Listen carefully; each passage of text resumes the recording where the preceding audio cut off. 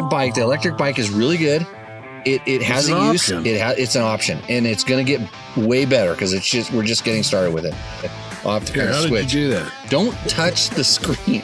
If you touch, tell them what happened. Spun it right off from under you. Roosted the piss out of me.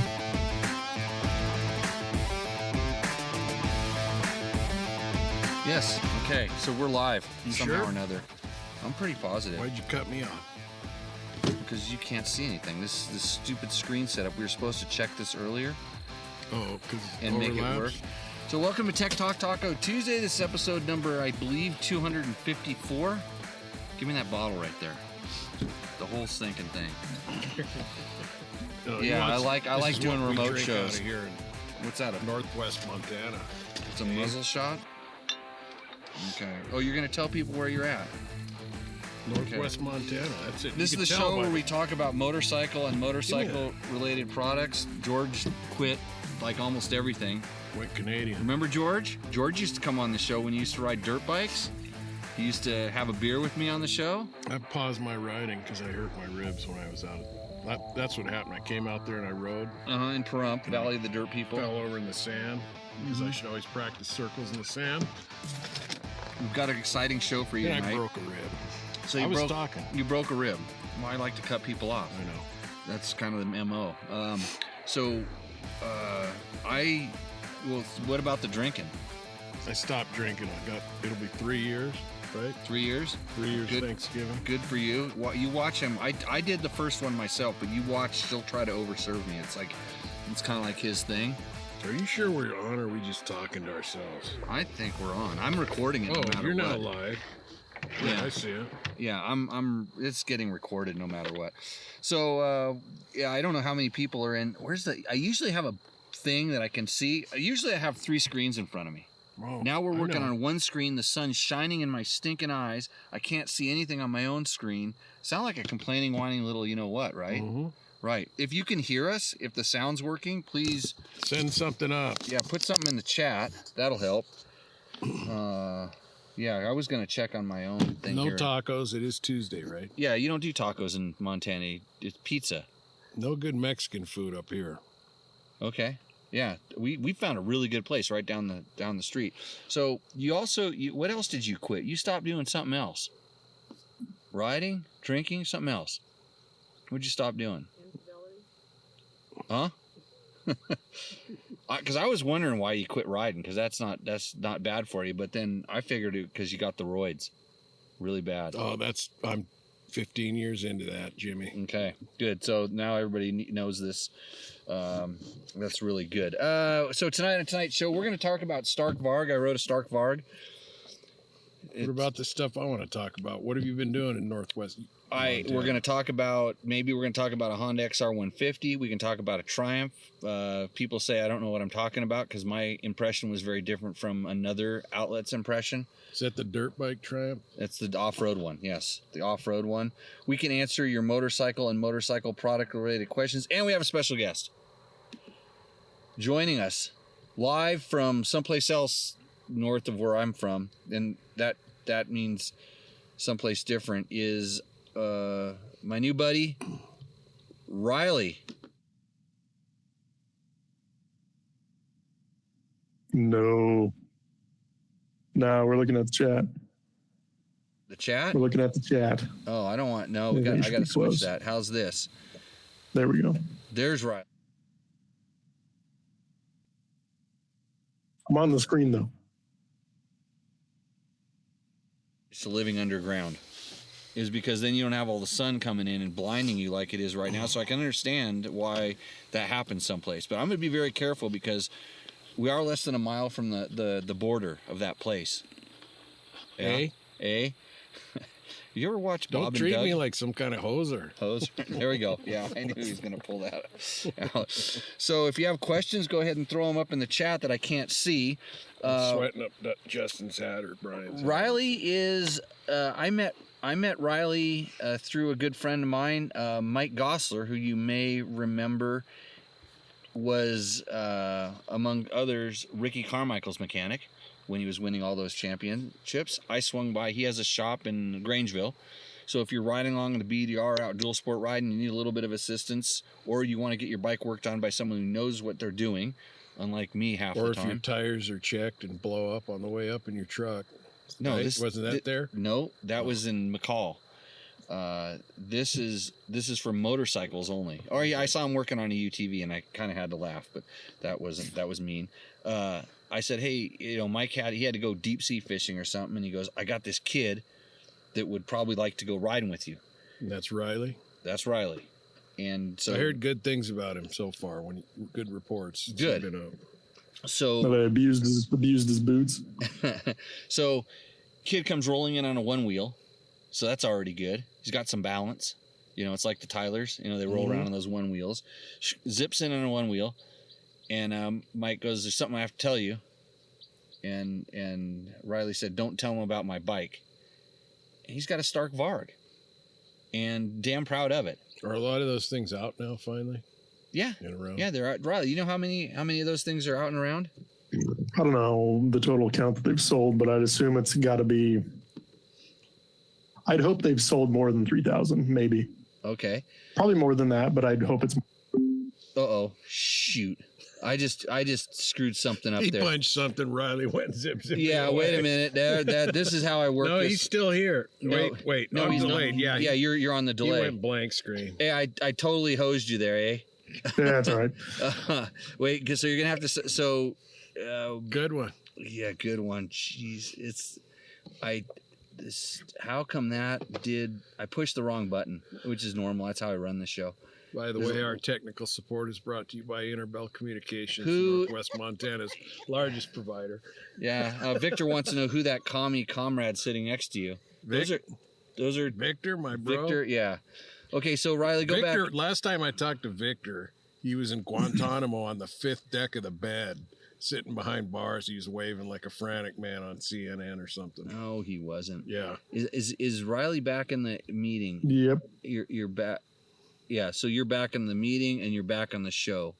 I hope. There we go. Okay, so continue about the Stark. Sorry for interrupting you, but get used to it. You're all right. Anyways, as far as how many they've sold, I'd hope they've sold more than 3,000 worldwide, but supposedly they sold 1,000 within the first 24 hours of availability. So I'm not quite sure. Yeah, when they put up that thing, I know like 5 to 10 of my friends that put that, $100 deposit down, and they said, yeah, I'm gonna get one of those.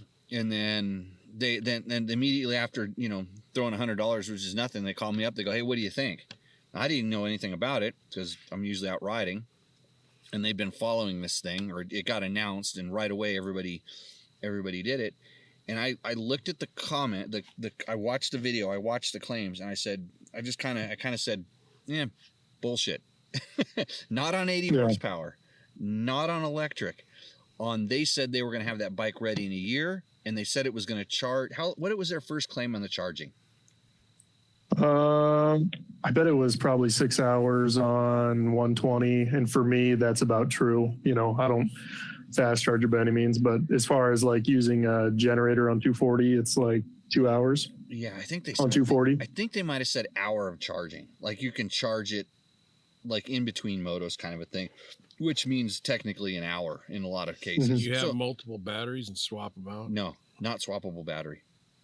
So There's a guy that does do that when he races Grand Prix with his wife, and they can change them out in like 10 minutes. But can you run it off of Milwaukee's or something? Because everybody's running 18-volt Milwaukee's and everything. If you kill the 12-volt VCU battery, you might want a Milwaukee battery with you to recharge the bike because it will not turn back on if that battery goes dead. You're not affiliated with the manufacturer at all, are you? Just an owner? No, he's just a regular customer. So what your bike has about 30 hours on it now. Yeah, coming up on that. He's let like all of his friends ride it, including me. I don't know why, but so anyway, so back to the so he zips off in his one wheel, and I told him, well, I have an electric chainsaw, so we instantly became buddies. And because people look at me funny for that, but now those are catching on too. And even when I kind of when I heard the Stark thing and all of these people went and made the deposit, I said bullshit, because the claims were just a little bit high. But they delivered on for sure the 80 horsepower. And trust me when I say that's absolutely ridiculous. That's a lot of power. The run times were, I would say, what would you say? Were they comparable with what they first said? I'd bet you can, for like me doing single track to hardened that they were doing in the video where they claim 6 hours of runtime, stuff like that. I'd say that's probably realistic. Yeah. Because like given that we did the loop we did was probably close to, I think it was around 20 miles and I used, we got back at 28%. Yeah, it was like 30%, but we were out for what, 3.5 hours? Yeah, I'd say so. Yeah, and he was not being easy on the throttle, and I was riding it like a normal person. By the way, kid's fast. He races pro up where he's at. 20 miles in 3 hours. That's more than I've ridden in 2 years, I think. Yeah, I did a couple miles since then, but it was like we were using it normally, and I bet you it would do a 4.5 hour ride, and even when I rode the Alta back in the day, we got I would say less than I want to ride, but plenty for a normal person. So his dad and his dad's buddy went with us, and they were riding their KTM 300s. I was on a KTM 300 also when we were out riding. And so the 300 is just for comparison, the horsepower and torque compared to the horsepower and torque on that Stark. What is a 300 horsepower? I don't 52. know. 52, maybe. Is that what it is? Yeah, I mean, everybody wants to know what the horsepower is. I know. All they talk about is that peak number that nobody ever uses. The 300 makes 57. There we go. See, this kid, he's got numbers and he's got info. He's got internet that works. He's pretty sharp. I got the whole Varg page pulled up because now they just got more expensive, and now I think the price is kind of becoming more unjustifiable for the common user. So what is the price? Mine was $12,048 tax shipped to my door, and now before tax, as a base model 80 horse, same bike I got. If I wanted to order it today, it would be $13,540 because they just made a new version that kind of follows after their off-road model with the battery and some other things that they did, like a different phone mount, a different phone. The rims are upgraded material. The hubs are different. The harness is different. The frame's a little different. They dropped 10 pounds off the bike from 270 pounds to 260 pounds. But I mean, honestly, the bike handles well enough that I don't really think any of that was really neat. I mean, it's great to get rid of weight and stuff, but then they offer a lot of other garbage along with it. I'm generally an idiot, but on those understanding the electrics, Testify. The torque is like throughout the whole throttle position, right? It's for the most part. So is there a way to vary that? So it comes on slow and then hits and all that? A little bit. So this is and we only, like I said, we went for a little ride. He's way more in tune to this because I said, hey, like there was he had 1, 2, 3, 4, 5, and it's just switchable through a button. And he was like, we'd stop in the trail, he'd reach over, put his code in, slide some things, and he could change all this stuff. So let's roll back to where we're at with the question. So again, Riley's regular guy, regular owner, bought the thing, and right away I'm just talking to him, and he's sharp about all this stuff. He was complaining about like the way his Honda handled. He had a Honda, he didn't like it, and we were talking about just spring rates and balance, and he's like, well, I haven't even set my sag on my Stark. And I'm like, whoa. So especially if you're around Gosler at all, that would be kind of a shock, but he probably didn't know that, right? That I hadn't set my sag. I told him about it. I was like, I don't know what it's at, but I knew it was a low number just by the way, when you sit on it, it doesn't go very far. Right. I was like, I knew it had to be like near 100. I didn't expect like 90 or whatever it was, but I still like it at what it's at.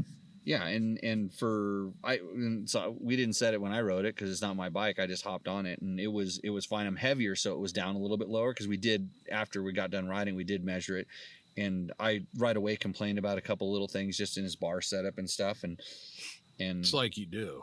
You get on anybody else's bike, you complain. Well, he complained about it, and then I went and changed it because I was like, I think you're right. That does suck. So I'm going to go change it. Well, it didn't suck. It just wasn't for me. But I tell people all the time, I go, well, I don't like this. And they go, why? And I'm like, I don't know, because I ride a bunch of different stuff, and I've ridden a lot of just basic standard production stuff, and so that the normal thing fits. But I'm also, I'm 5'8". I used to be 180 pounds. I was the perfect size. I don't like to talk about myself that That's much. because those bikes were built for you, because you got to test them and you do the pre-release testing, so they build them for somebody like you. I was the size. And as I got older, I was a little bit on the heavier on the scale side, but I was the size. I don't have like long arms or weird long legs or anything like that. But back to your complaining. You just complained. The first time you got on my bike a long time ago, 500 KTM, Rody says it runs pretty good. I don't like the seat because it's too smooth. You slide around. He goes, those fat grips, get rid of those. You need, I don't like big fat grips. Now, what do you run on most of your bikes? Your rally bikes and stuff? Big fat No, grips. those actually, believe it or not, those grips are the narrowest foam grips that I can get. But they're big fat. No, they're not big and fat. You check the diameter on them. They're not that fat. Anyways, big fat grips are something I complain about too. Fact check. You have small hands. I have little tiny hands. I have big hands, but like on that Works Honda, it comes with those Renthal Kevlar grips, and they're about 2 mils thicker than every other grip you buy. And having a grip that's 2 mils thicker all the way around will sure induce some arm pump. For me personally, I just can't. If the grips are big, I can't operate the levers, and even where his levers were, and so, so anyhow, we got to ride the Stark, and I was asking him a lot of questions about it, and just as an owner, kind of owner experience, and it was we talked a little bit about some of we actually didn't get a chance to talk about it in the video, but the first thing I noticed right away was, oh shit, no brake pedal, no rear brake.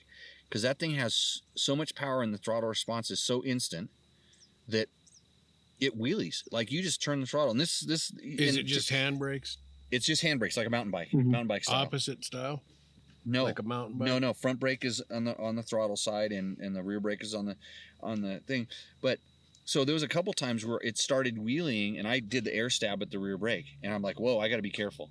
And then I like to, when I get on the front brake really hard, I need to have my rear brake dragging, or the back end start stepping out. And so I would come into a turn, I get on the front brake, and then I'm like, oh, why is the back end getting squirrely? And then we started talking about regen. You can tune the regen, and right away, just with a couple slides of the finger, he was able to get the regen dialed in to where all of a sudden I didn't have to use the rear brake anymore. So it's like more compression braking because it's generating electricity. Correct. It's like compression braking, and this was on the first day, and then the second day I said, hey, what if we did this? And so we tried literally 100% regen braking, and which was like too much in normal riding, because when you shut it off, it lunges you forward. Somebody's going to come up with an optional foot brake because there's just too many guys that are... You can buy one with a foot brake. Oh, okay. Yeah, which I would prefer. And then a lot of our comments, correct me if I'm wrong, Riley, on the video were people saying that you get used to the handbrake in like 10 minutes or a day. Yeah, I'd say so. Yeah, and you don't miss the foot pedal. I don't miss it, but like I think like all the people that talk about the clutch and like you need a clutch for this and for that if you're going to do like a splat, or you're going to hit a wall hard off a little like pebble or something like that. I really don't think you need a clutch, because you have instant torque to drop all the power you need to get in that, to get the bike to come off the ground. And I don't think you need a clutch to sit there and wind up the motor and dump all your power at once, because you have the immediate torque of 680 foot-pounds at your hand. So you don't really need that clutch drop. And then hold that thought, because this podcast would not be helpful. It would not be possible. It usually is not helpful, but it wouldn't be possible with the help of our sponsors, George. Do you know this? And Yamahas have clutches. Yeah, so you no matter what we talk about the Stark, if you say that's bad because it doesn't have a clutch, you can go down to your Yamaha dealer, and almost every bike on the Yamaha dealer's floor has a clutch in it, except for the kids' bikes. The kids' bikes have the automatic transmissions. Yeah, so I thought they had like black and white keys. Yamahas, black and white keys. They make pianos. What's a piano? But we got some Blue Crew in the peanut gallery here. Oh, really? Yeah. We have a peanut gallery at the show. I haven't even had a chance to look up and say hi. Hi, my name's Jimmy Lewis. You know me as Flying Brian. Flying Brian. Okay, yeah, we have a peanut gallery over here. Jared, yeah. George's wife. Justin. And Justin. So Justin called in once. I want to get to Justin eventually. Oh, we with will. Some Yamaha tuning. We got 2 hours, and hopefully the tuning sun issues. goes down so I can actually see the screen. Because I'm literally right now. There's such a reflection off it. I don't even know if we're still streaming. And turn that around so that window's not reflecting What window? in the back. Right But that here. see, the problem is that's the camera. I know. That's Turn your, this. Your Look. stupid house. Excuse me, folks. I'll adjust this. I got Watch a it just question on drop. the Stark bike. Oh yeah, your stupid. Then we can get the. Your stupid house. There's a question in the peanut gallery, Jimmy. We don't. We only take the questions when I'm ready. I'm still doing sponsor reads here. You're acting like you're in charge or something. And also today's podcast not be possible without the help of Climb. I went riding the last few days, and you know what was in the air? Water. And people are like, "Are you okay? Are you still riding? Is it because there's water in there?" And they think I might be a witch. But since I'm wearing Climb gear, I have the right gear for the conditions. And I had just different, like whether it was a Gore-Tex jacket or a Gore-Tex overcover pant that I could put on, or I just wore my Gore-Tex gear, or I wore my regular gear with big vents because it was also hot. And I could open up the I've vents. got a lot of Climb gear, and I was wearing it I way was before all these. Cool. Way before I could and get comfortable. promotional codes and stuff like that. If you're Go-to and by the stuff. way, if you're listening to this podcast and you would like to get a discount code on Climb, email me, but you have to figure out what my email address is. And then you email me, I could probably get you a little code for a little discount.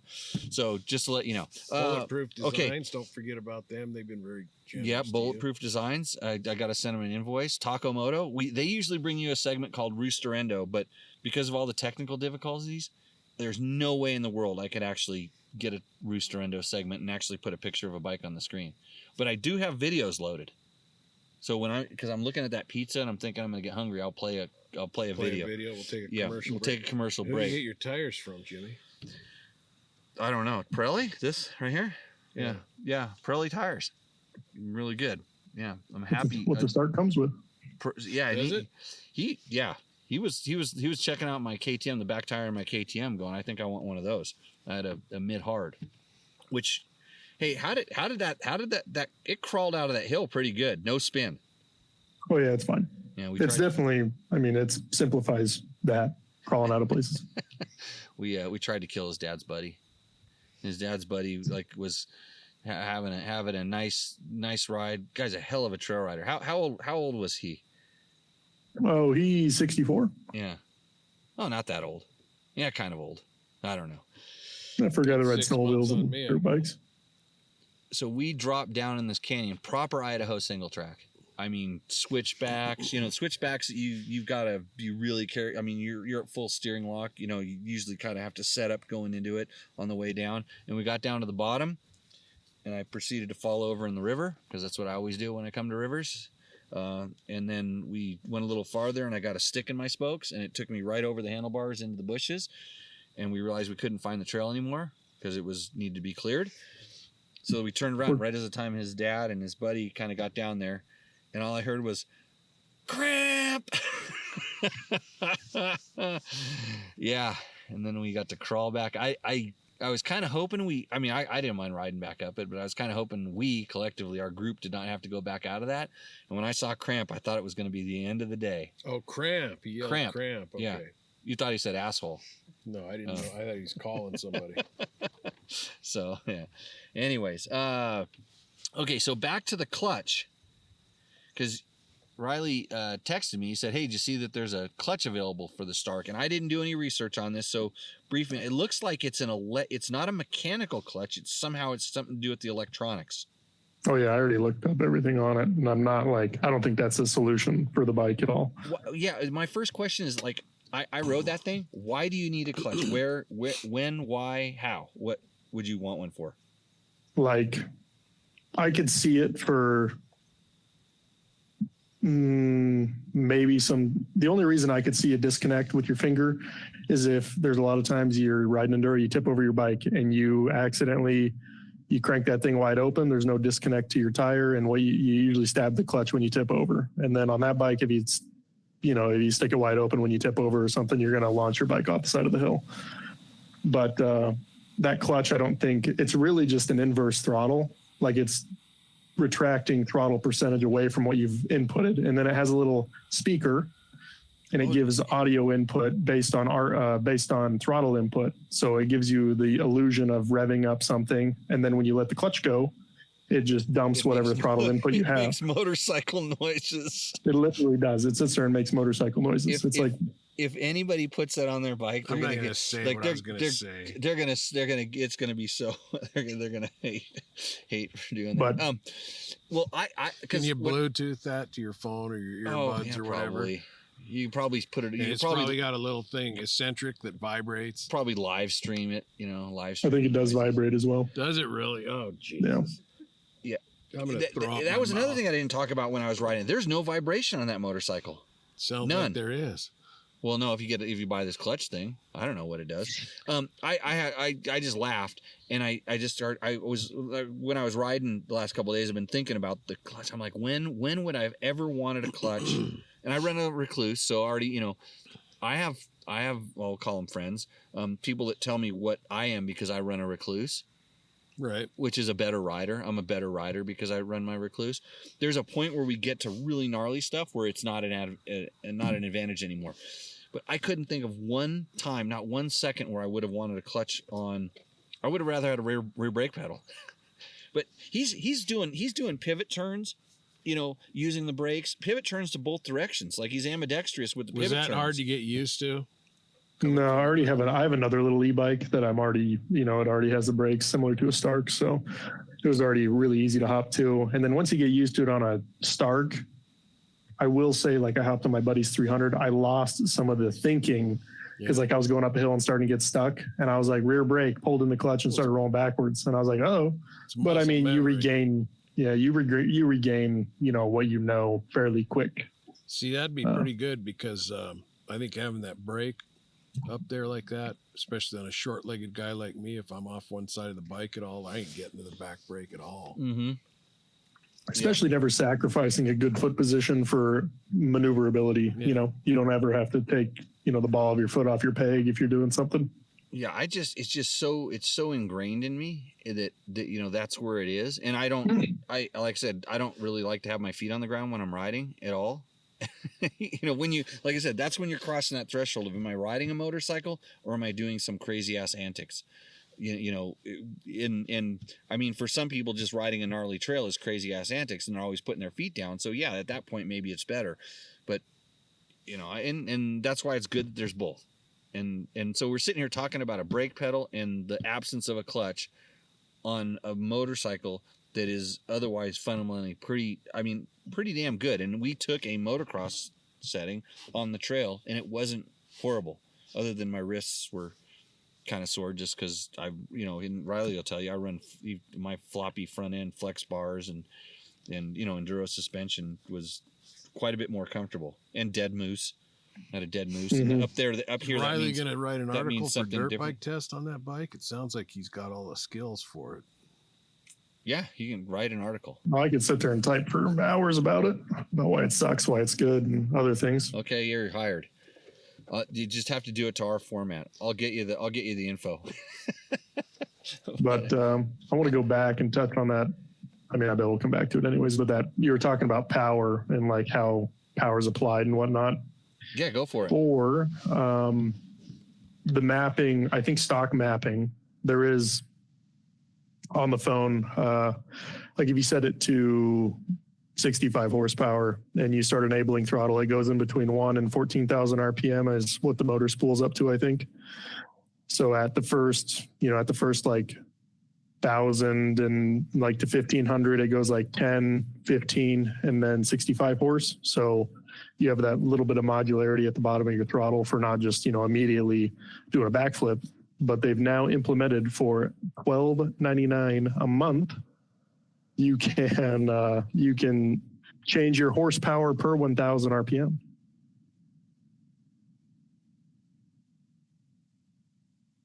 It is standard, but now it's a pro feature for, I think for every bike now. At least I hope so.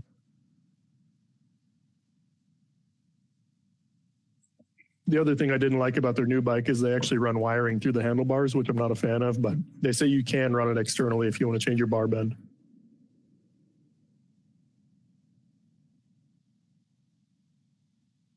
Yep, on the new bike that they just came out with.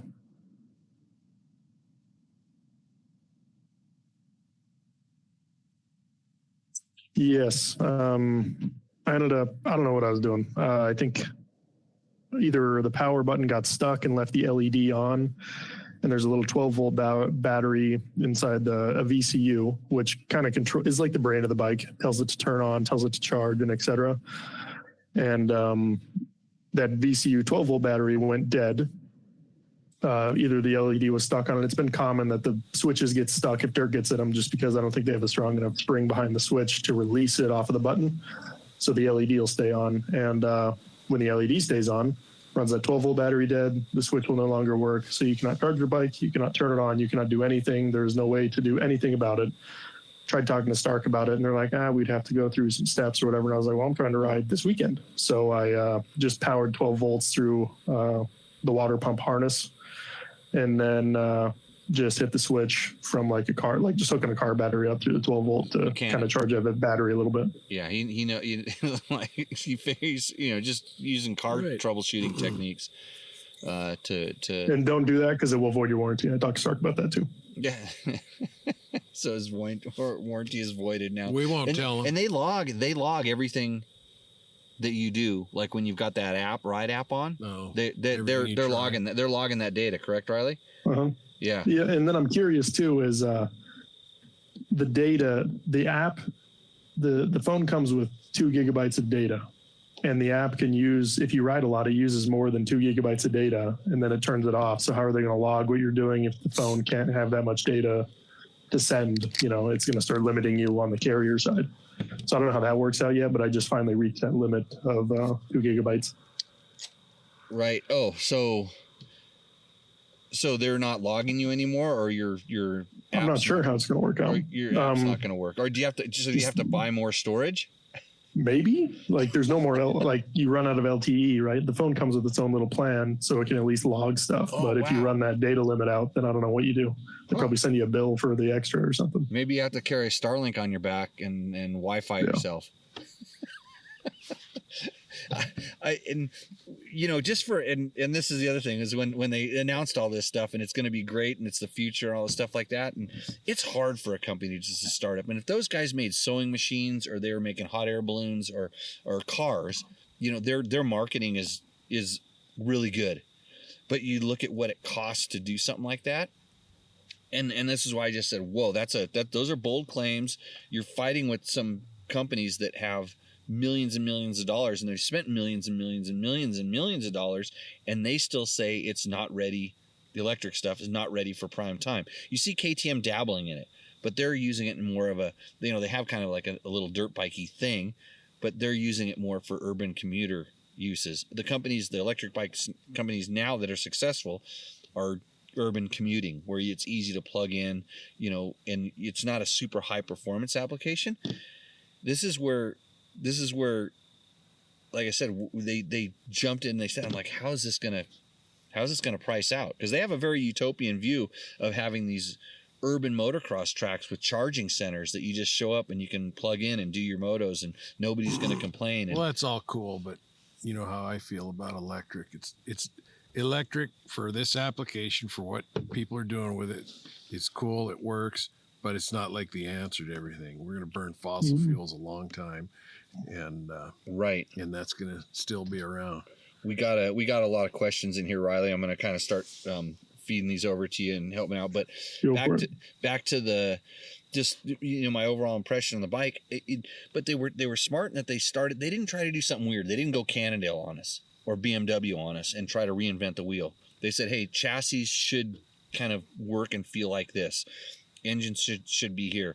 They used good components, and they what are like the shocks and stuff? Are they something everybody knows? Yeah, which is kind of just universally it's a really good standard. You're not going out in left field to get something different. They're not trying to make their own stuff at that. But you look at the bike, it looks well built. They had, like even the axle blocks. Talk about that, the axle block. So, like talking to Mike Gosler, and all he ever works on are people's roached out bikes that are absolutely trashed. And the adjuster for your chain, it goes into your swing arm, right? And so many people don't put grease on them. Some people put anti-seize on them. And then you end up with, a bolt stuck in your swing arm that you got to tap, put a helicoil in or a tie insert in, fix.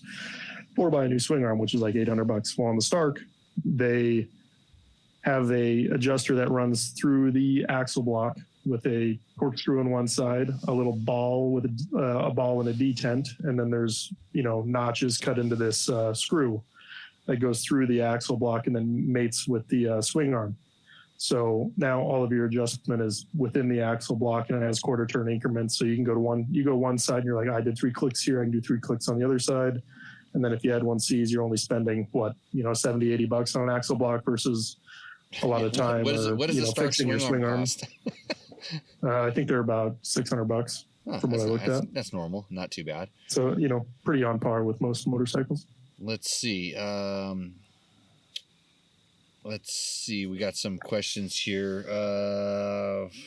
Gotta scroll back up here a little bit. So thanks everybody. Hey, if you do have questions, now is the time to start throwing them in the chat. Let's see. Kevin Kleinsmith says, how long, hours or miles in the woods? And he said 6 hours.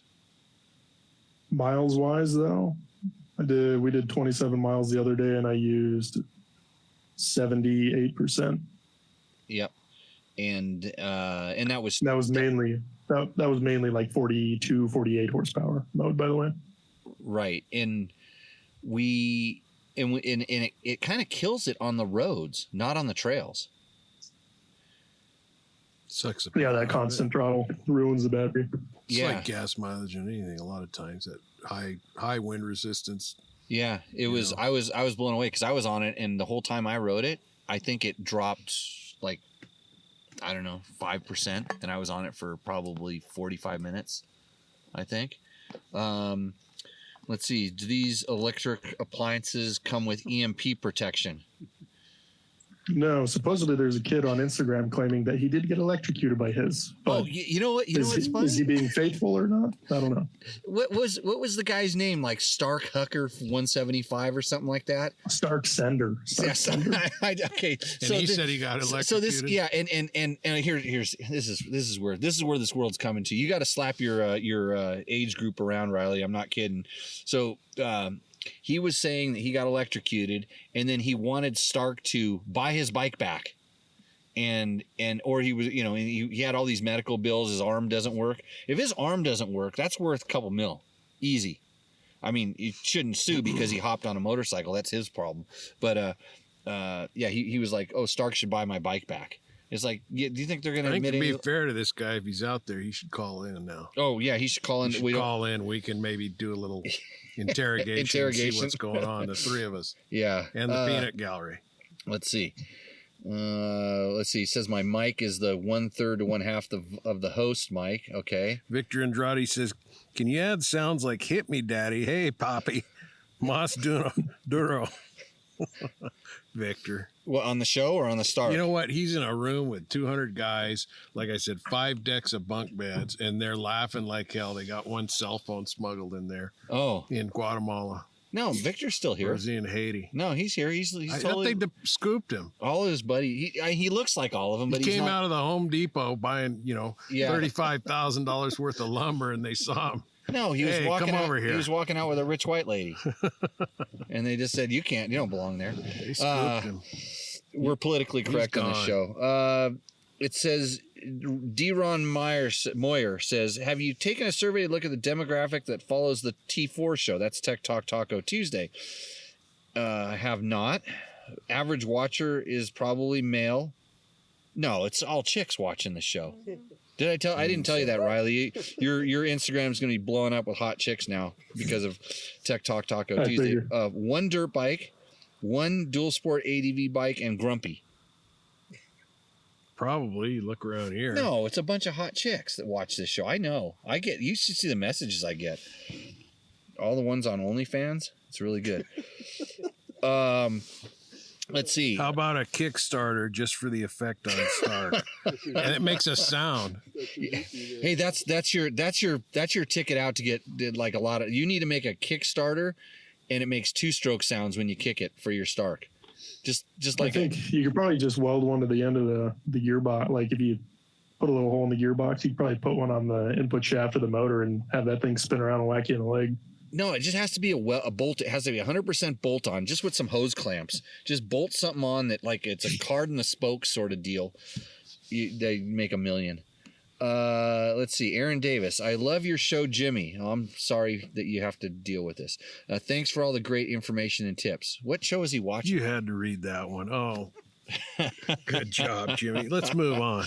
How do you recharge in the field from Kevin Kleinsmith? Not there yet, question mark, or do you need ice motor Jenny? I don't know what you need a Jenny. But yeah, I mean. Well, this is what I said. I think I said it in the video. I mean, our fuel tanks have a range. The battery has a range. And you know how we learn how far our fuel tank is? Yeah, my fuel tank is 3.2 gallons. I know it goes this far. You will know, hey, my Stark Varg has a battery. It will go this far. The only problem is I can't bring you battery out in the field. I can bring you gas very easy. But I guarantee you that someone's going to have a backpack. It's going to be like the defibrillator I'm going to have to ride when you go riding again. I'm going to have to carry a defibrillator because your roid's going to flare up and you're going to have a heart attack and I have to shock you. It'll be the same thing. It's like I have to go riding with my buddy in the Stark. I carry a gas bag a lot of times because I have dumb friends that don't know about fuel range. So anyways, yeah, no, you can't. I mean, you have to have a pretty big generator to charge it very fast too, correct? Yeah, I think I was looking around like generator shop and I picked one up from like the one I got. It's like 200 pounds, does 240 if I want to charge it. Charge it in 2 hours, right? And the lightest generator that I found is like 94 pounds to do 240, like in that range of a quiet generator that does that. So, yeah. I mean, your life's going to suck if you run out of battery and you don't want to push the bike back. You're going to try a whole 24-pound generator. How much does that weigh? 94 pounds. Yeah, you were thinking about carrying that out into the sticks. Yeah, you just carry your Jenny out instead. That's what guys would do if they get a lot of them. Oh, so reposition the thing out there and you have take a gas bag on your bag. Man, if you're at an enduro, you want to draw number one so you can get that generator first. Yeah. Hey, what about that kid? What about that kid that did Romaniacs? I think he won the silver class. Yeah, Eddie Carlson. Yeah. Yeah, I watched some of the video of it, and I mean, he rides that thing really well. You know, and I think they did battery swaps too. Oh, they did. They did 2 battery swaps because they said something about he said something like 15 minutes of extra charging. And Romaniacs, just for those that don't know, is one of the gnarliest hard enduros in the world. And you show up at a pit stop, and most of the time they neutralize at the pit stops for like 15 minutes or something like that. So there is time to do. They were definitely doing battery swaps. I think they did 2 total, from what I read somewhere. Yeah, that's cool. And I mean, I was a little scared when I saw them when Taddy signed with them, and I saw them jump into the enduro cross because Taddy is an interesting character, and so I don't know if that was the ideal person to grab, but it's super talented. He did pretty good with it, but then again, they had a parting of ways, and you'll never know exactly what happened. But the bike had some good showings, and they've got another guy that's also riding is it the same guy that's riding the enduro cross? No, it had to be different. Different. Because you not couldn't. Sure who it was. Yeah, you couldn't ride silver at Romaniacs, and silver is still a gnarly. That's like you got to be a really good rider to even finish the silver stuff. It's getting cold. Just Put looked your it hat up. back on so you look like a communist. Hey. They did 4 to 5 rapid battery swaps per day. I'm gonna get this guy he's gonna engineer my podcast. He's got info. He's dropping you just info. AI this stuff to write it, and you'll have it. Well, I'm just looking up what people are reporting on the race. Okay, yeah. So let's see. Wreck the tires like rip the knobs off. San Felipe Bob wants to know. I don't know what that means. Does it wreck tires? Does it wreck tires? Oh, in 80, it would wreck tires. Yeah, it's starting to get there. Some knobbies are tore off. When you ride that thing at anything above that, what we were riding, mostly you said 43 or 48? 42 to 48 was about the max we rode at. Yeah, and so when So the first time I clicked it in 5, I was just kind of going down this road trying the different modes, and he had, what was your 5 set at? What power? 80. Oh, it was at 80. Okay, so he's behind me. I have it on the video clip. And I clicked it up to 5, and I was kind of hoping for a straightaway to come up, because I was kind of zzz, zzz, and then I'd back off, click it up, zzz, zzz, and I kind of clicked it up. I got to 5, and right then we came around a little turn with a little water hole in it, and a thing where you'd give it a little snap. Tell them what happened. Spun it right off from under you. Roosted the piss out of me. Roosted the piss out. Almost ate shit, because that thing, I was leaning over a little bit. It just stepped out. Just went zzz. And it doesn't look as bad as it felt in the video. I'll tell you that right now. It didn't fit right. Yeah. There you go. You're not a very good commie. I didn't know Canadians were communists. That's new to me. No, you know what we just learned? What? They're all the draft dodgers. That's all that's up here. Oh. Okay. It depends if they're French. I have a question on your Stark. Does it have a way to shut the bike off when you crash? Nope. No. Oh, you can hear him okay. Yeah. His audio is coming through. Okay. So, it does don't have a G out on it, huh? Does it have anything like Zero that? over switch. It has nothing other than if it sits there for, I think you can set the time in which you haven't touched the throttle that it'll default into neutral. But I think I set mine to 15 seconds. But if you tip over, you do a backflip, you do anything, if that, it is on. It's on until it has sat for 15 seconds. Okay. And then you can set that to like 1, 2, 3, 5, 10, how many seconds you want. But so it's an adjustable setting. yeah. Like when my buddy rode it, he tipped over, picked the bike up, grabbed a handful of throttle when he was picking the bike up, and then the bike went shooting off into the trees. Yeah. I mean, the same thing happens. I've seen guys walk up to, a bike with a recluse on it and gas it, or pick up a bike with a recluse and it goes. It's just, Well, they start backwards. No, but it has reverse. Didn't you Does it really? Didn't you watch my video? No, I quit watching that stuff. Jesus, George. You're not advertising very well. We just lost 90% of our female viewership right now because you said that. You don't watch my videos. Kevin Kleinsmith says I'd put a playing card in the spokes to make noise. And Victor says you can probably recharge the battery with your flashlight with a 2A adapter. Oh, there you go. Yeah. I suspect that'll, you know what? That's what we need more than a clutch, is a kind of a quick battery, a booster or something. And they have they have those for like the Surons and stuff like that, correct? I haven't seen any for them or looked into it at all, but like they're all coal powered. I can't imagine, like, for the people that, you can charge, I don't know how many kilowatt hours a Tesla battery is, but you can charge that thing like 15 minutes and it's ginormous. But what do you need to pull that much power, store it, and then maybe bring it to a track and use that on a Stark? Like, how can you efficiently dump that much power into a Stark Varg at a track? I figure like a gas, a 5-gallon, if you can fit something that can hold, what are they? My battery's 6.5 kilowatt hours. So whatever you can contain that in and then bring to a track and just dump it into the bike immediately. I think then these bikes would be a viable option. Yeah. And Chris Smith is telling us that he said that team in Romaniacs was able to switch it out in about 5 minutes. So yeah, tearing the bike apart, it doesn't look too bad to do. It's like four swing arm or skid plate bolts, maybe a couple bolts in the frame and 2 plugins or 1 plug-in. So it drops out of the bottom. Yeah. Yep. Right. Well, hey, everybody, if you're enjoying the show, you want to thank Yamaha, Climb, Bulletproof Designs, Takomoto, Trail Tech. The bike doesn't overheat, does it? Mm-mm. Nope. No, I've heard of some people having them like early Gen 1s. Some guys ruin some motors or inverters, but at least, when that happens, Stark's like, oh, oops, we'll send you a new one. So here you go. I guess that's the only benefit to that. What other manufacturer are you going to go buy a bike and absolutely, ruin something, and then they'll be like, oh, we'll send you a new one, don't worry about it.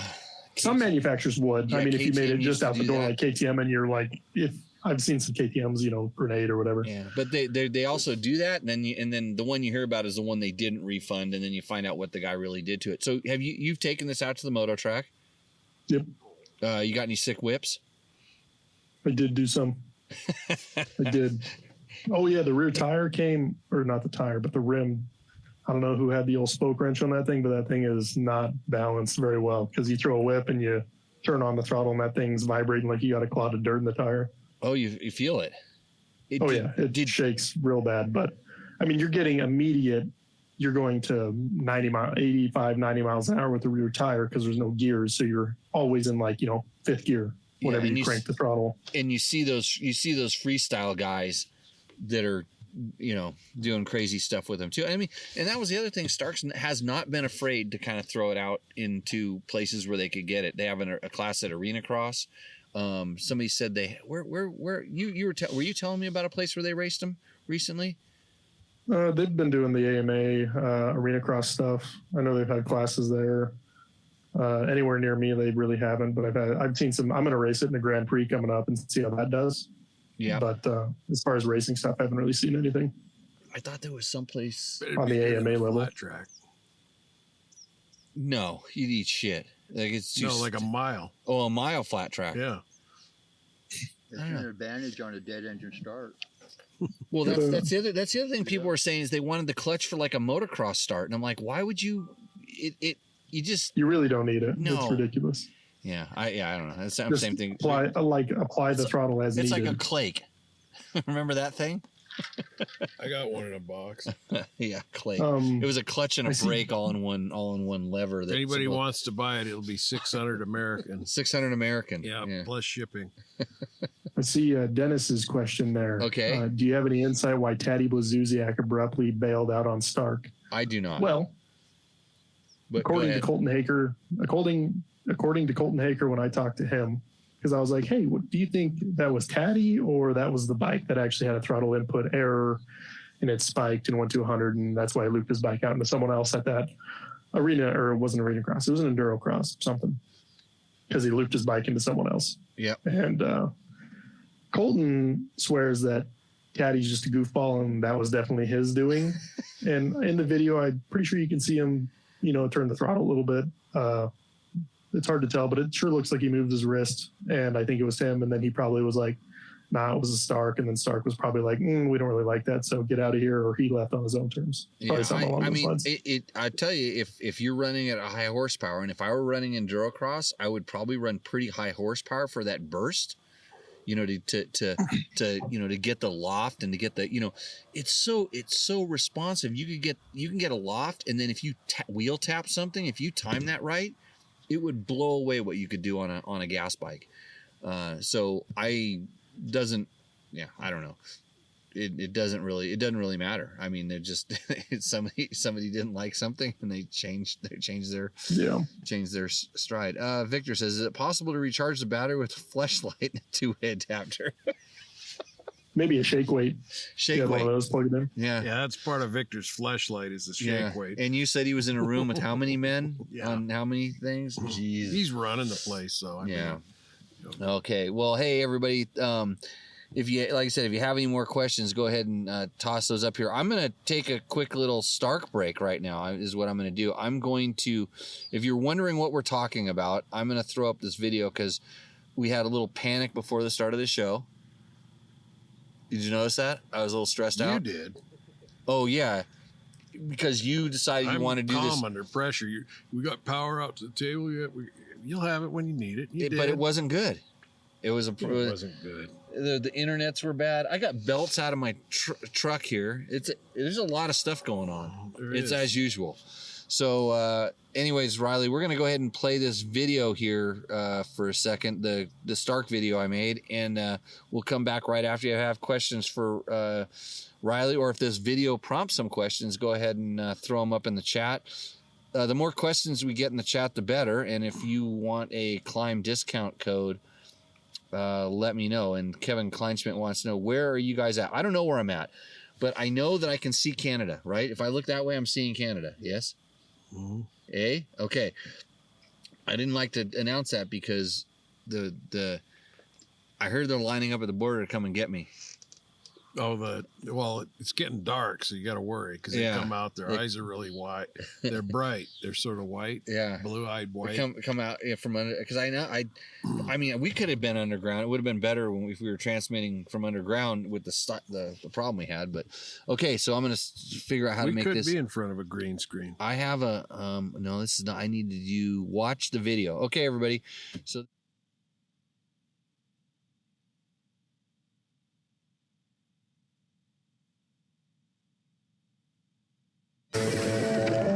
Riding an electric bike through the flowers. How nice.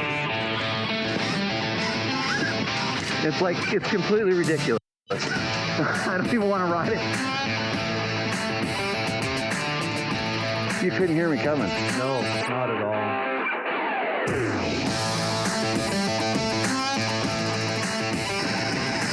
So I'm Jimmy Lewis. This is a dirt bike test, and I'm riding a bike that doesn't make any noise. Stark Varg. So, sorry Stark, this is a motocross one and I'm riding it out on the trails, but it's my buddy Riley's bike. He said, why don't you get weird and try my Stark? And that's what I'm doing.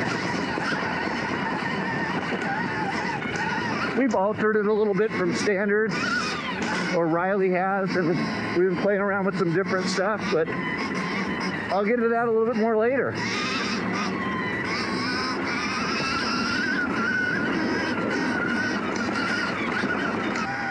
Okay, so the biggest thing that I have to deal with is this is one of the ones that has the brake over here. So I do not have a brake pedal, and I use my brake to do a lot of bike controlled stuff. And especially when I get out of control, I use that rear brake. And so, in all honesty, the biggest difference that I'm noticing right now is I don't have a rear brake like I'm used to. And I know they sell them with real rear brakes or motorcycle rear brakes, but I guess we'll call this mountain bike style. Other than that, it works just like a regular dirt bike. You turn the throttle and it goes. You just don't ever do any shifting.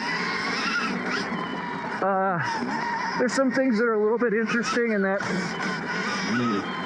when you, just that you're not shifting, so you kind of, to get the speed back, sometimes you have to turn the throttle a little farther than you're used to.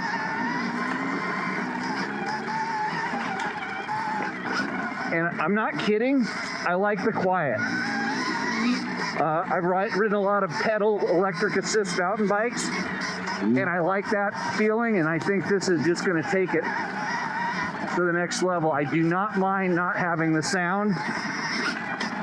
It's a little bit, you hear the hiss, you're hearing that, I'm sure. You can hear my KTM 300 behind me. Riley's riding that.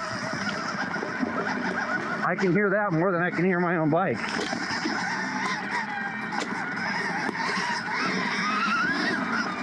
I will tell you that for sure, the suspension is not set up for trail riding, but it's set up as a motocross bike. So, and I rarely ever ride moto bikes on the trail. But in general, it's not that bad. I'm not feeling anything awkward with the handling. It's just harsh. It bounces, deflects a little bit, but that's to be expected and no different than any other motocross bike that they have a trail version. When the suspension is set up properly, it doesn't feel like anything in the chassis is awkward. But I will tell you that although the bike scales out being kind of heavy, when you're riding it, it doesn't necessarily feel that way. And when you're when you're maneuvering it around, but when you would get what would be like high RPMs, where the motor would be revving a lot, this bike doesn't pick up any weight from that reciprocal stuff. A little bit, mostly probably from the wheels. But it kind of maintains that same weight.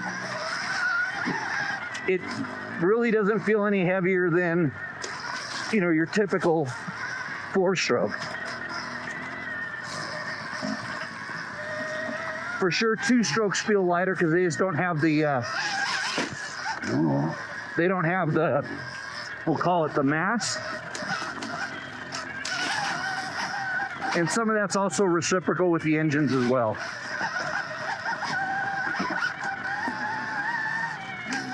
But in all honesty, especially to you haters, it's really not that much different. And if I want to ride it in a different mode, a more power mode, I just push this button here, up like that. That's mode 2. This is mode 5. That'd be stupid. It's completely ridiculous. I don't even want to ride it in that. And I don't know what he has mode 5 set at, how many horsepower, but it's plenty. And on mode 3, we're playing around with a super high regen. Mostly to see what it does on downhills. And I already can tell it's going to be too much. But just like computers, you know, you can tune them and program them a little bit. Okay, so we just put it in reverse mode, so it won't roll down the hill because it doesn't really have a parking brake, but watch this. I don't want to go down that trail anymore. So I'm playing around with the regen just to see like how it works, because you know, right now we have it set at like 70% on map 4, and then map 3 it's full. I just switched down. And you can feel a difference in how much drag there is on the rear wheel. And it's almost like I'm not using any brakes going down this. And it's fairly steep. You know, it's steep enough to where I have to cut switchbacks in the hill.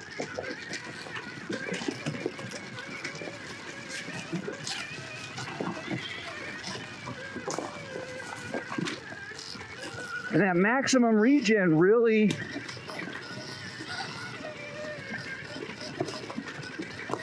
allows a nice controlled descent on stuff.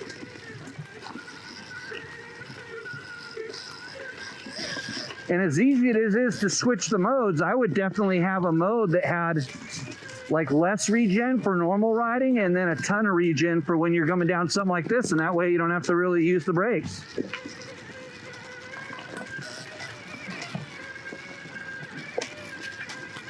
And technically we should be charging the battery back up. So in the end, I am not impressed by the Stark Varg, and not because it isn't a really good motorcycle. It's because it just met the expectations that they said they were going to deliver on. This one was, like I said, the motocross bike. We were riding it on trails. They have an enduro version. I'd love to get my hands on one of those and try it. It's a good motorcycle, and it's different. And you're going to have to realize electric is coming. The technology is getting better and better, and it has capabilities that gas doesn't, and it has disadvantages that gas provides. Like, how are you going to pour a little bit of electricity into your bike if it does run out of fuel? Don't worry about it. These are all things that will get sorted out. But I appreciate the technology that's inside of this vehicle. I'm interested to play with it and learn about it more. And I think as this evolves, it's going to get better and better, just like gas has, just like 2-strokes have, just like 4-strokes have. It's just a different way of having fun on 2 wheels, and I'm not complaining. I like this bike. Riley will hopefully keep us updated on, you know, the user experience. He's had a couple little issues with it, nothing too bad, but this is what you do. You test dirt bikes, you learn about them, and hopefully we all get better motorcycles because of it. So thanks, Riley, and with this, we will see you out on the trail. Cheers.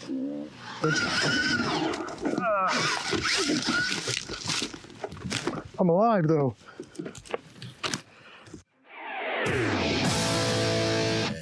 Enough of that. That was our Stark Varg video. If it prompted any questions, go ahead and throw that stuff up in the chat. Again, this is Tech Talk Taco Tuesday, episode number 200,057,000. With 13 million people watching the show right now. Did you know that, George? Are there? Yeah. It's it's because I'm not wearing my tinfoil hat. That's why I know this information. Riley, we are going to, and also I should reintroduce Riley. So Riley is the owner of the Stark Varg that I rode. You're going to have to pronounce your last name for us because I don't think I can. Poxleitner. Poxleitner. Okay. And like on the end of the video, follow Riley on Instagram. That's RY_POX. Is that the place? That is the one. The one and only where you can see crashes. What about Sick Whips? There's a couple of those. I don't really post those. Oh, you There's a don't couple post? of them, but The crashes get more views. yeah, just like that last one in the video. It's at what is it here? Not It's very at, many. 205,000. What do you do to fund Wait. your motorcycling? He Work works on hard. cars. What? I actually go bug Mike. I go bug Mike Gosler all day. Mechanic? No, he's a mechanic. He Oh, works okay. hard. His dad has a really nice shop in Yeah. Grangeville. So if your car breaks down, actually, when Emily was driving across, in her van battery blew up. Mm-hmm. They tried to go there, but something happened because I think they got towed. I don't remember. Did they get towed? Who knows? Small information. But anyways, Batteries. yeah, they ended up at Napa. Cool. Let's go back over to comments. Okay, so we got some comments. here. Dennis he's from further north. Dennis is? from Alaska. That's Dennis. Oh, that's right. Okay. Coolest bike ride video ever. Love the twist and go about the Stark.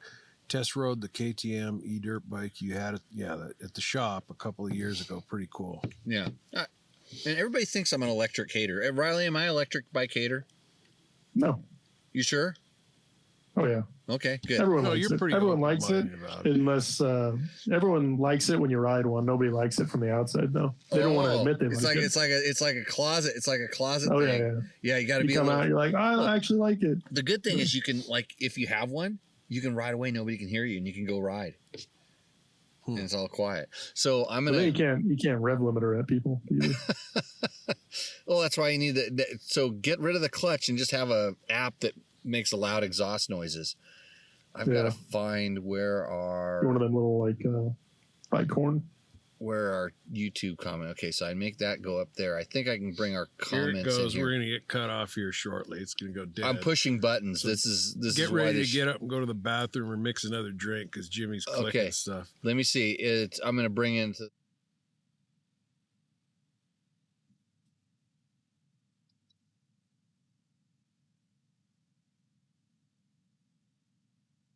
So don't worry, George. I'll get this figured out. I'll have to kind of How switch. did you do that? Don't touch the screen. If you touch. The fact that you brought wires out here was kind of amazing. It And I should have don't been. even drink anymore. You better be damn glad I'm not sitting here drinking. Remember those days? Carrie, should I be glad? Yes. Okay, good. I'm glad. Thanks, George. That was something. There's at least one thing you quit was good. But look, this is just a cursor. No, don't. What's the geez. deal? Do not do that. He almost lost. He almost lost it. Okay, so here's where we get in. Remember, this is supposed to be a podcast, so the people that had to listen to that audio crap that we just did makes no sense to them at all because they don't get to see you I don't trying care. to slap you. I've been listening to podcasts, Actually, I put it on the with you 1.5, and so you sound speed it like a up? human. You know, You mean 1.5 slower? No, faster. People say I talk too fast. No, you just that way you just get through interrupt too much. That way you get through the crap quicker. Okay, so Riley, this is a question for you. What kind of mic do you use with your filming? It does a good job. Oh, the camera, the Insta360, just Right. its own built-in mic. Okay, so you need to clip that and send that to them, right? I know. Right? Yeah, it like I sell cameras. yeah, because he actually You might so post it up in the chat a link so people can get it. yeah. Post a link up in there. Do you have an influencer code or something like that? I do, but I don't really push it. I don't really care for the 30 bucks I get. I'm telling you right now, you need to post it up in the chat. And some of these guys are big fans of the show. They like supporting us. They will buy one, and I may buy one because I was pretty stoked with the quality of that camera too. Or better yet, what he really wants is they'll send him one to test because it got posted up and it got 12 views on this page. So 12 million. Those, you know how when you're looking at financials of really big companies, No. you know that it says like 136, and that's million. That's the way I look at all these numbers. Oh, okay. Yeah, I just want you to know how I operate here. Patrick at Patrick Beatty 3444. Okay. On the thing, so that doesn't work. Let's see, studio only. How's fine. this? There we go. Look at that lighting in the studio. Look at that lighting. If we had a sponsor, we could talk about how that worked out. So, what's up with, so he was commenting on our Tech Talk Taco Tuesday live. Actually, one I did from the shop, and he has to curl barley pops alone. Well, you and me both, buddy. Because, yeah, cheers, because I do it alone too. Okay. Oh, this is going to be an all about Jimmy one, that next one, that P. Why wouldn't it be? Watch. Okay. Yeah, we just messed up the whole show. That there's an issue with this. At least I cut your head off on the Okay, on the maybe thing. I can read it here. No, we pushed a button. You're not going to be able to read it there. How did you get P. that? Walden, I'm looking at the show. Okay. Now you took it away. Oh yeah, because you're on a delay. You think you have this My figured whole out? life's been on a delay. When I started reading your articles as a kid in the early 2000s, I never thought I'd be watching you review an electric bike on YouTube 20 years later. I like my gas bike, but there's no doubt that I want one of these. More range would be cool, but if I'm honest, it's enough for 90% of my rides. I have a very small backyard that I only ride a couple of minutes a week because now my Can't figure out how to expand it. it's the P. light's Walden, so bad call in. because of my neighbors. But if I had one of those, who knows how little work I would get done. He's talking about, I didn't think I'd be riding an electric bike on YouTube either. What does this one say, George? It's from at Brian Martindale. Brian Martindale. 2221. Thought it was Brianna or something. Dear Mr. Stark, please forward Mr. Lewis a Varg EX. Sincerely a fan. P.S. Don't include a fork discard. So he's a front discard. Yeah, front discard. So he's a regular fan. He knows. Anyways, that's how you treat social media. And if you put good stuff in it and flush it away, I guess that's okay too. But I'd like to only put bad. No. At Moto Sports. Should we know this person? I don't know. Nice. Once these new dry cell batteries come out that make the bike 30 pounds lighter and go 100 miles on a charge in 10 minutes, it's all over for gas bikes. So many advantages to electric. I'm not buying it. Sorry. Okay, Riley, what do you That'll think be on that cool, one? But I still no. I don't think anyone. I mean, I don't think it'd be over for gas bikes because gas bikes just have their own realm of fun. They're their own thing, you know. Like Yep. Do we lose? the electric bike has quietness and it doesn't vibrate and less maintenance, but that's its own set of fun. But nothing gets away from a good sounding, KX300 or a KX250 or a Wait, what do you know about a YZ250. What do you know about a KX300? I've just been dreaming about it until they come out with one. Yeah, that's there's rumors. There's rumors about that. So if you have a comment, you can throw it in the chat right now. We get to it instantly. But if you are listening to this like later, you're watching on the YouTubes later when I finally get around to editing it, or you listen to it on the podcast and you just go to one of our things and send us an email. We answer most of the questions. Let's see. Michael Shea says, that's your cue, George. I was reading the next one. Would love to see Stark get you a Varg EX press bike or something.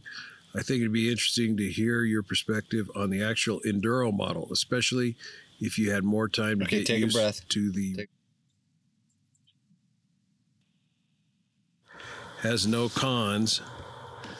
Why do you keep clicking that so I can't read it? Because I'm trying to produce this show. But as more of a dual sport adventure guy, I could absolutely see a world where I have a bike like a KTM 890, a Tenere, and then a Varg EX. This is your second bike. Yeah. I agree with that. Well, but, trails now, you can't even take a pedal assist mountain electric bike. they're the people that don't want you on trails, and here's where I go off on the land use rants. The people that don't want you on a dirt bike or whatever. They don't want anybody on the trails. I was telling somebody this story about, I went to some wilderness meetings back in the early 2000s, I suspect it was. They wanted to designate an area where we had trails and riding as wilderness. And I went there because we needed to figure out what they were doing, so we would be able to kind of counter it, because these people, their hobby is to protect land. They're adamant about this.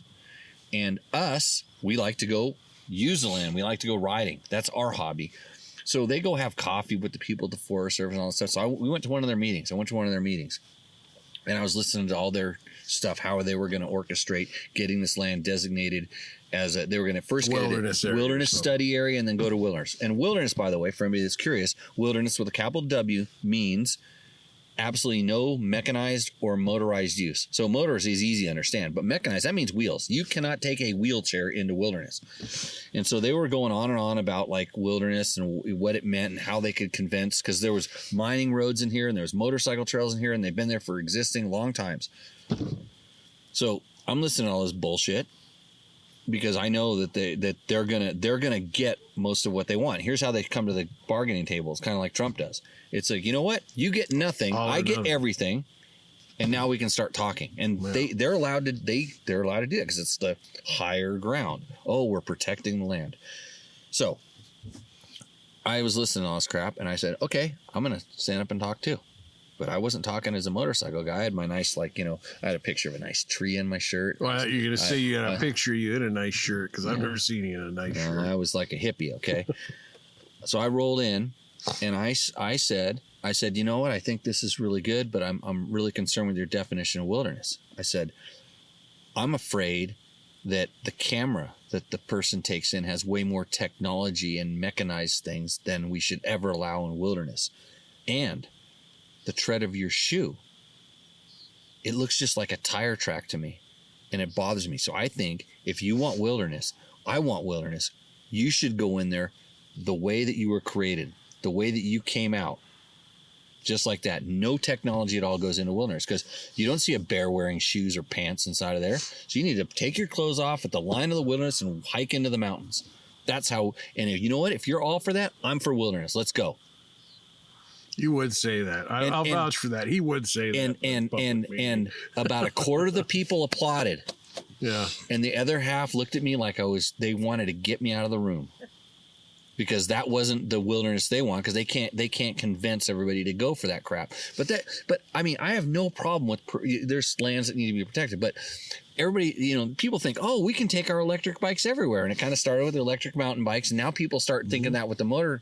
And look at the kids ripping around in the cities on their whatever the dirt bikes. Well, they're electric dirt bikes. Well, they call them dirt bikes, and they get hit by a car. And then they say dirt biker hit by car. No, he's on the street. He's not a dirt biker. Anyways, there's my rant for tonight. That's what I say. Bet you it's not the last one. What, me? I don't have any opinions. It was Michael Shea. So, anyways, the electric's not going to solve any problems. It's fine. No, I just don't like the whole how it's been shoved. I don't like this that it's the answer, but try not the technology. Try not to use this to divide people in half again. And that's the thing. No, that bike, the electric bike, is really good. It has a use. It's an option, and it's going to get way better, because we're just getting started with it. So, Riley, any comment on that? He hung up. No, I think he disappeared. I feel like it's unfortunate.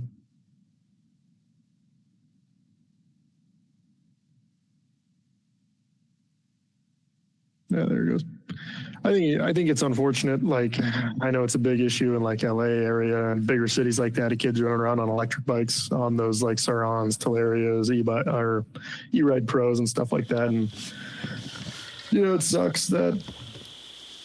I think it's cool. I think it's cool that the kids are out there doing stuff on two wheels, something that has a little bit of power. And the other thing, and this is another one that I'm passionate about, I like the fact that some of that stuff is real crap, because guess what? When you break it, if you want it working again, most likely if your dad bought you that thing, you can't even work on it, so it gets thrown in the corner. But if you really are motivated, you're going to learn how to fix that stuff. That's where I came from. Better than sitting on your phone, I guess. Yeah, staring at a screen. Just today, you know how we're talking about the tubes in the Stark are an absolute pile of garbage? Uh-huh.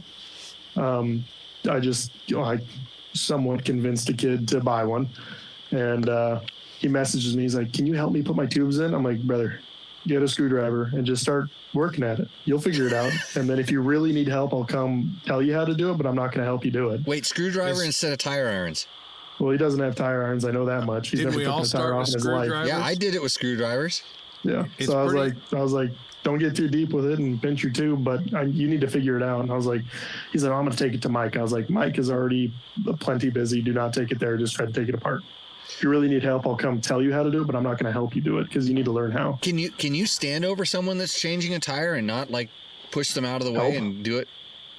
Oh, I mean, I get antsy about it, but no, I mean, I'll make him do it. How do you? That was our big joke around Jimmy's shop. How do you is- control yourself? Because I pretty much like when you screw up, like when you make 3 bad moves, it's kind of like you fumbled the football. So in Jimmy's shop, this is pretty funny.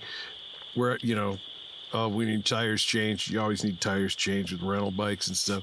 So we'd go in there, take the tire off, put it down on the ground, and then just start dropping the spoons on the floor so you could hear them, like they're flying around, stuff like that. And then you hear Jimmy coming, then you put one in there and kind of pry a little piece out, let it slip, jack some stuff around. Jimmy'd push you out of the way and switch a tire.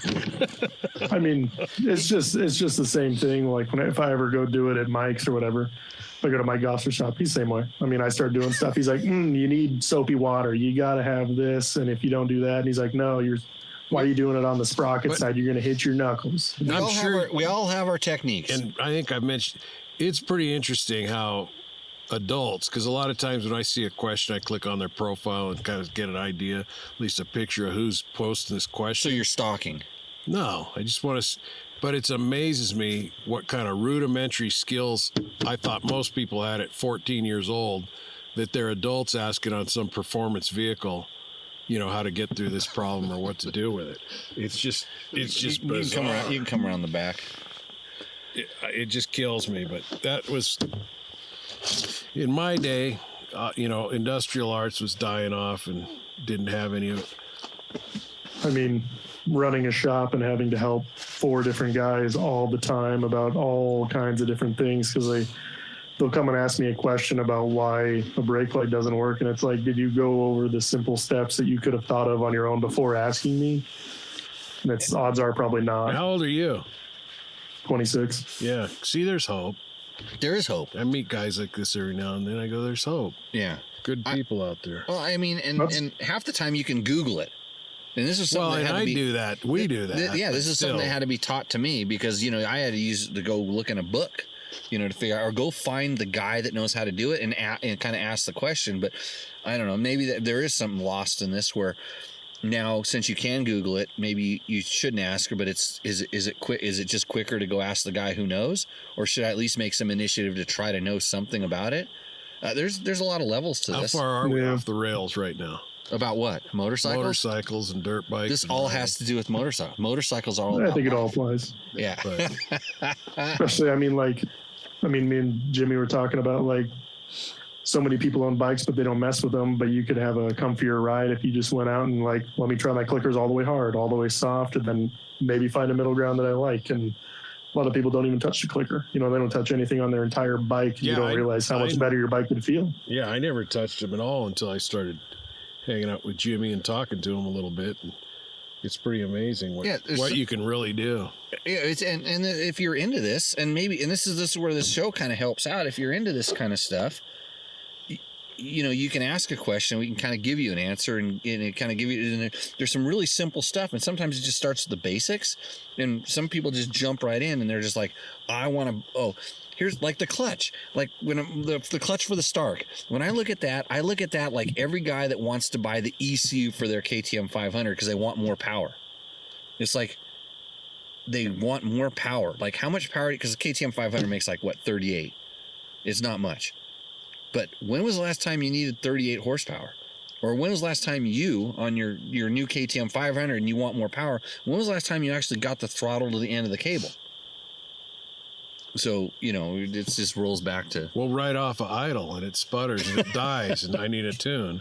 well, that's usually because you let it sit in your garage for 5 years and now it doesn't work. Okay, so we're gonna keep going into the comments, but we're gonna look at the chat here real quick. Well, don't log off. No, I'm not gonna do that. Hold on, just give me a minute. I wish one day you ought to just have a show that shows this side of the screen, because that is really truly where the shit show. This should be Tech Talk Taco Tuesday and in parentheses shit show. Yeah. I don't know why your today in the shop never took off, but well, it's because nobody knows what it is. Yeah, it'll take off. Like I actually have to work on it though. That's the thing. So we got Victor wants to know, what is George drinking? Gray Earl tea? What's that? No, liquid IV. Liquid IV. Yeah. Stay hydrated. Yeah. Sugar-free peach, my wife says. Kevin Kleinschmidt says, he's talking about the Stark. Oh, you want me to read this? Or his sex life. He says, I need range and quick turnaround in the mountains and the woods. Longer range for me. Okay. Is that Stark or sex life?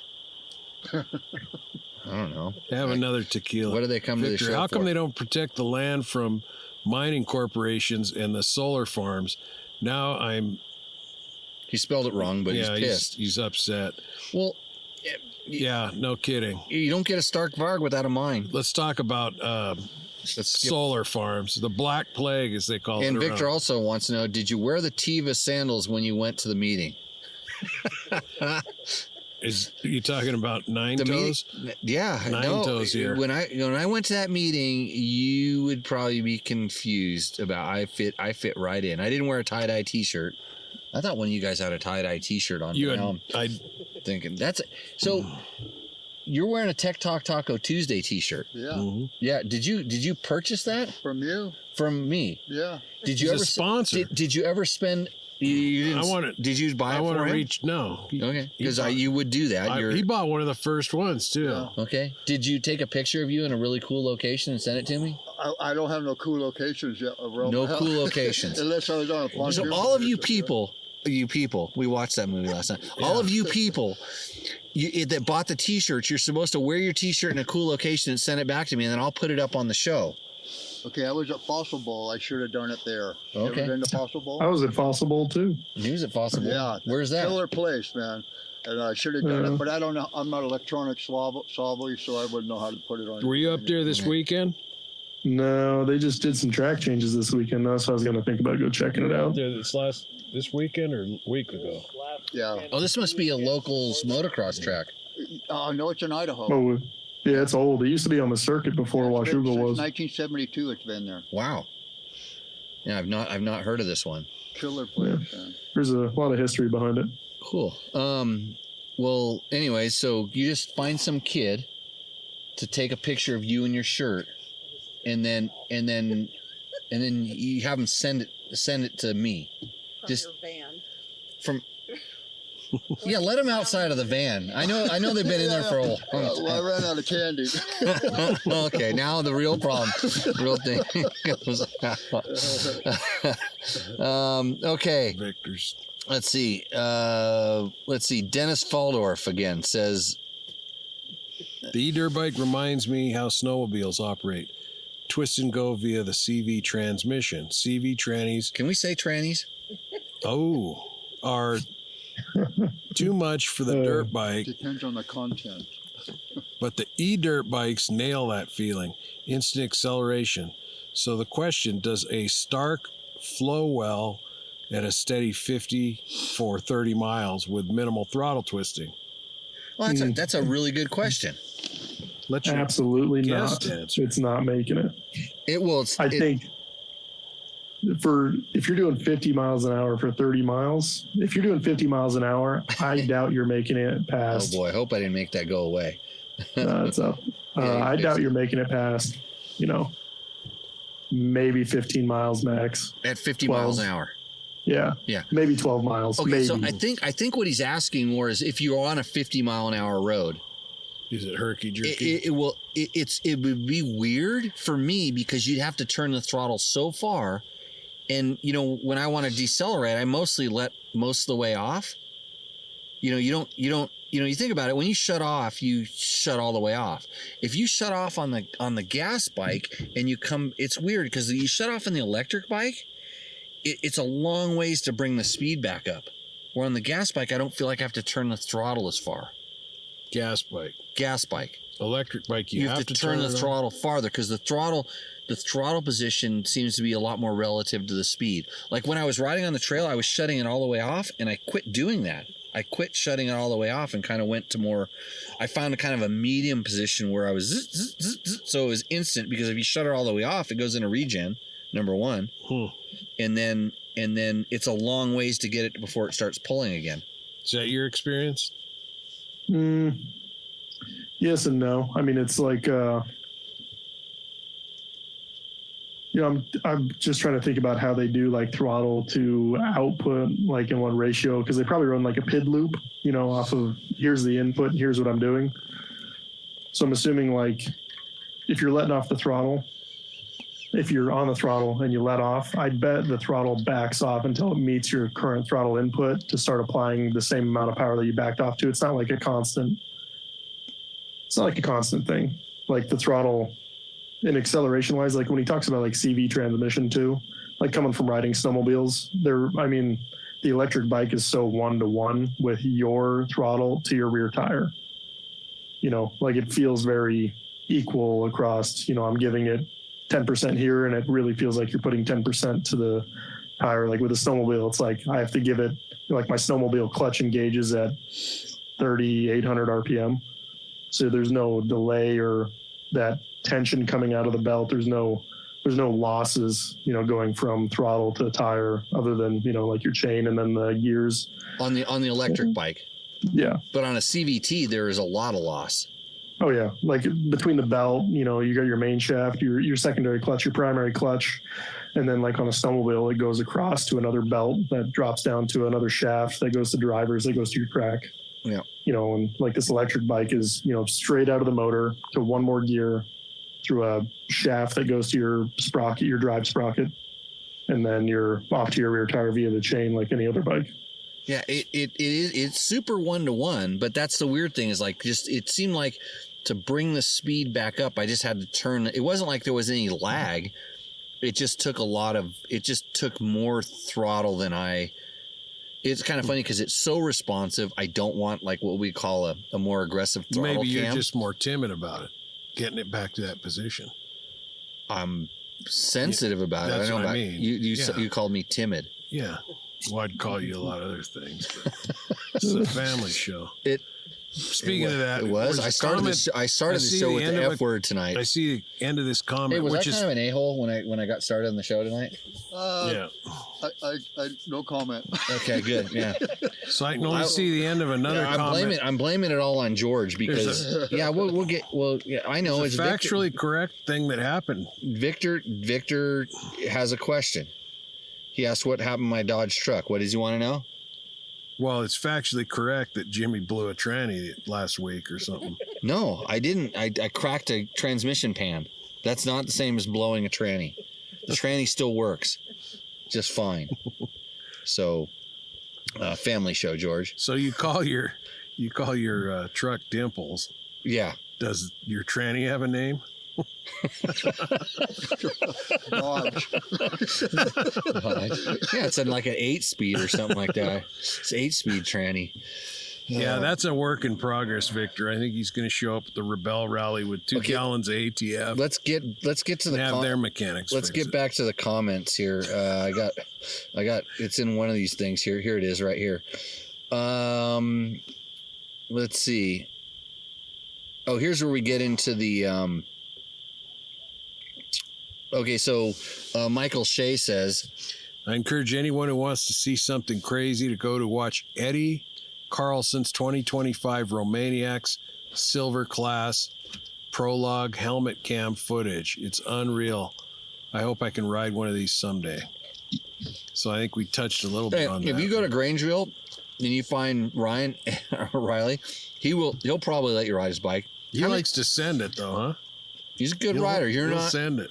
I tell you what, I was holding him up the whole time we were riding. Hey, Riley, how many people have ridden your bike? Probably upwards of 15, getting close to 20. Yeah, he's not afraid to share, but he said he was happy to let me ride his motorcycle. Most people like, you're not going to thrash it, are you? He never even asked that. All right. What's the next one? At John Colm 4337. You get used to the handbrake in one ride. No warm-up needed. I digress. What? I did a ride at 6:30 the other day from my house. I wouldn't have considered that with my 302 stroke before and been that guy waking up the neighbors. Did the same 3.5 hour ride, something maybe with my 21 302 stroke, and ended up with about the same left in the tank, 25% battery, and I would regularly do the same ride. Read more. Oh, I'll read more. So I think he's saying he did 25% of his tank left or 25% battery in the same ride. Playing with the regen map's pretty cool. More regen for tighter trails. You don't even have to brake. No regen for flowy trails. They're super fun. Yeah. So we set the regen one at 100%, one at 70%, and what was our other one at? Like 30 or something percent, Riley? Yeah, around 35. So I was going down that hill 100%. Like if I were really trail riding, I would have one set at 100%, maybe the farthest map up there, just so if I knew I was going to be on a long downhill, maybe even on a road, you know, where I could, you know, it's like a steep road, I could just use it to kind of help the battery life a little bit, but it was too much, unless it was super steep, and then you didn't have to touch it all. At 75%, every once in a while I had to touch the and I'm sitting here with my fingers actually touching the front brake, and I never had to touch the rear brake because it was always, you know, dragging. That 75% was enough. But you could and I'm sure that controls, you know, like even with the Enduro bike, you can do it and for $12.99 a month, you can do it at 100 RPM a month. I don't know how that's going to go over with motorcycle people. I really don't. It's going that way with cars and everything. Yeah. Oh, your car comes with all the features, but then you're going to find some kid that knows how to hack this stuff, and he'll give it to you for $100. This is like the cable guy you used to have to find to hack your cable box so you didn't have to pay for it. Right. So does it have traction control? No. I bet they can engineer it right. I bet they could. Just need a front wheel speed sensor and a rear wheel. You don't even sensor, need it. Wouldn't you? It'll know rate of acceleration. That's how they do it on all the dirt bikes. Just if the engine RPM increases at a rate that's not proportionate to what traction would be, they can figure this out. If it kind of steps up. Be sure to fact check everything that comes out of Jimmy's mouth. Got to fact check it. I feel like the regen thing could hurt you too. I feel like if you had it on 100% and you're on a dry downhill with maybe an off camber corner that had a slope in it, and you let off the throttle and you're over the front, I bet you could wash the rear end out pretty quick. Well, then you just come back on the throttle a little bit and it goes away. Well, you'd hope so. I mean, it depends how fast you are or how fast you're going or whatever. I know if you turn up the regen to like 60% and you hit a jump, that thing wants to dive the front end when you let off it's like a brake tap. But how good would that be for scrubbing? See, flat track. The regen? Yeah, if you came off the jump and just chopped it at that last second to scrub, that'd be sick. I'd have to mess with it. Okay, get a video. Just have your filmer. You get your filmer to make sure you have multiple. You have one on. You have your Insta360. By the way, Riley put the link for the Insta360 his camera thing in the chat. No. You didn't? I'll have to grab it. Okay.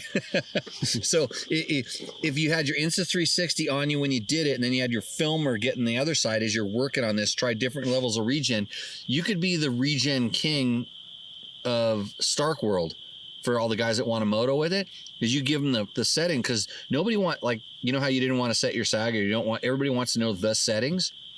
Mm-hmm. This is where you tell them the settings. And when you get that one Super 6 scrub, you say, this is the setting for Super 6 scrubs. Okay. And then the 3 or 4 crash videos you get out of it, because I understand how difficult this could be, doing scrubs with regen, that's where you're going to get your views. It's a win-win. Okay. John Depperschmidt, 8984. Thanks for the first ride. The industry has been resistant to change. Hopefully something more in-depth follows. No real comment on rideability or the adaptability to the handbrake, nor how easy it is to ride longer. I think all that opinion informs with more time ridden, though. Not for, I mean, what'd you ride it for? Like an hour? Maybe. Yeah, and everybody was talking about that because I did complain about it, and I'm just because I've tried it. Even on mountain bikes, I don't switch my brakes. You know, so I'm still bicycle style on my mountain bikes, and maybe I need to switch those so that I just get more accustomed to having the rear brake on the. And here's the other thing: I don't know my right from my left very well. I have to think about it a little bit. So, which side is it? It's on the left. The rear brake. No. On the Right. Oh, for the On a bicycle. Yeah. Yeah, I get confused. Oh, Anyways, right. yeah, I don't know. So this is why I don't. It's on so, the right. Okay, I just can't get used to it. I'm just so I'm a motorcycle guy, and I just want my brake pedal and my brake pedal. I would like to have them both.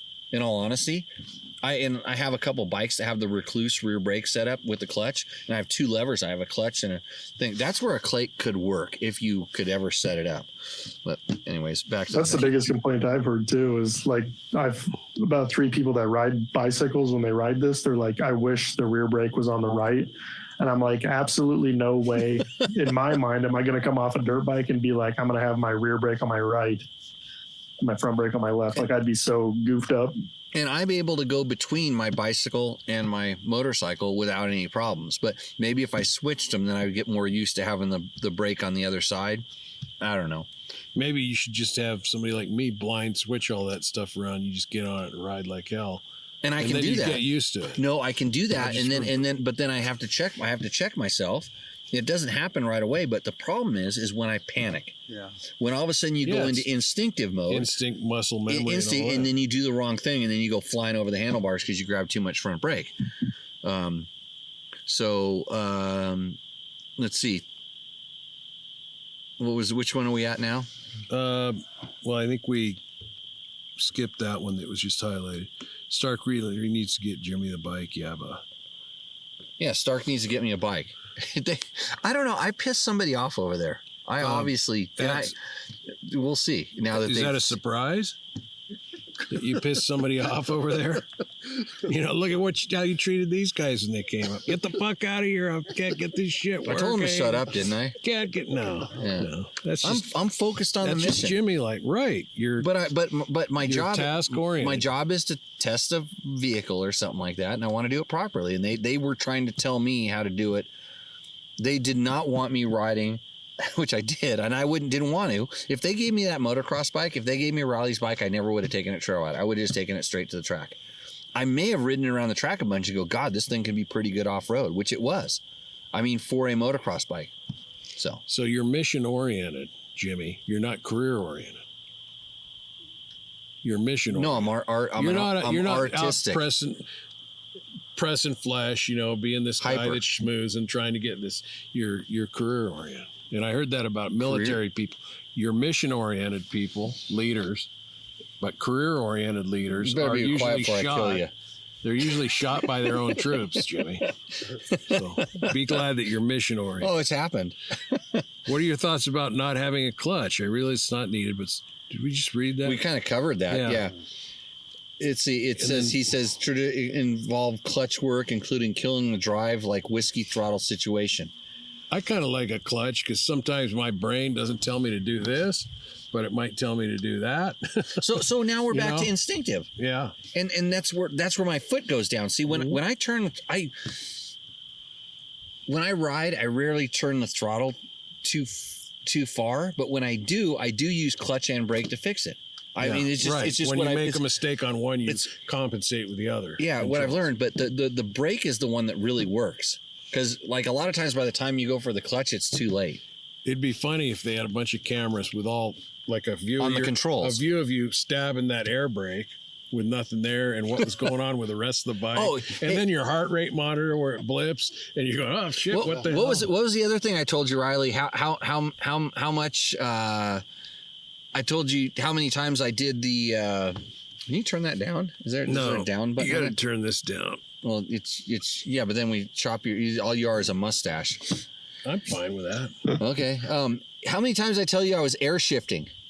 Oh, a lot. Every time you pull up, you're like, I was still trying to crank gears. We'd slow down, we'd talk, we'd kind of pull up to each other, and we talk for a second, which is really easy to do. On a 302 stroke, it's 0 RPM, and an electric bike is not making any noise. We kind of just pull up and just sit there and jabber, and I'd go roll it on, and I go like that. I'd back off the throttle, and I'd do an air shift, and I go fuck, and because I wanted to go faster, but I didn't want the RPM to go up. So I could actually see, if we're talking about like clutches, I would rather see a transmission before I'd rather see a clutch. I mean, they probably come together, but who knows? Yeah, you've been into the trannies lately. Yeah, into the. Let's see. Michael Shea says, "I'm honestly kind of curious about this too. It's obviously possible to do anything on this bike, but you can do a regular dirt bike. Eddie Carlson just won a Romaniac Silver Class on an enduro model, but I think the clutch can act as a safety net for amateur riders as they're learning. I'd be curious because of a lack of that is like, let's see. Great riders will have the throttle control and it won't really matter for them, but I think it's an interesting consideration." That's exactly what we're saying. Yeah. He's even then, for the intermediate riders, I don't really think the clutch is too big of a deal when you can barely get close to getting hurt. When you turn it down to like 10 horsepower, if you're trying to learn, you turn it down to 10, get used to 10, you can bump it up to 20, get used to 20. And even then, you got to work hard if you're going to pop the front end up at 20 horsepower on the bike, so you can do all the horsepower things. You got to wonder too, when a guy's bitching about the clutch lever, is that because he got on it and rode it across the parking lot and screwed around and, air grabbed the clutch for the clutch a couple times or whatever, if he's really spent a day on the thing. It took about like 30 horsepower before the front wheel started coming up on its own, without like applying pressure and really trying to make it come up. Yeah, like you go to like when we were like 35 or something like that. If you just turn the throttle all the way, the front end comes up.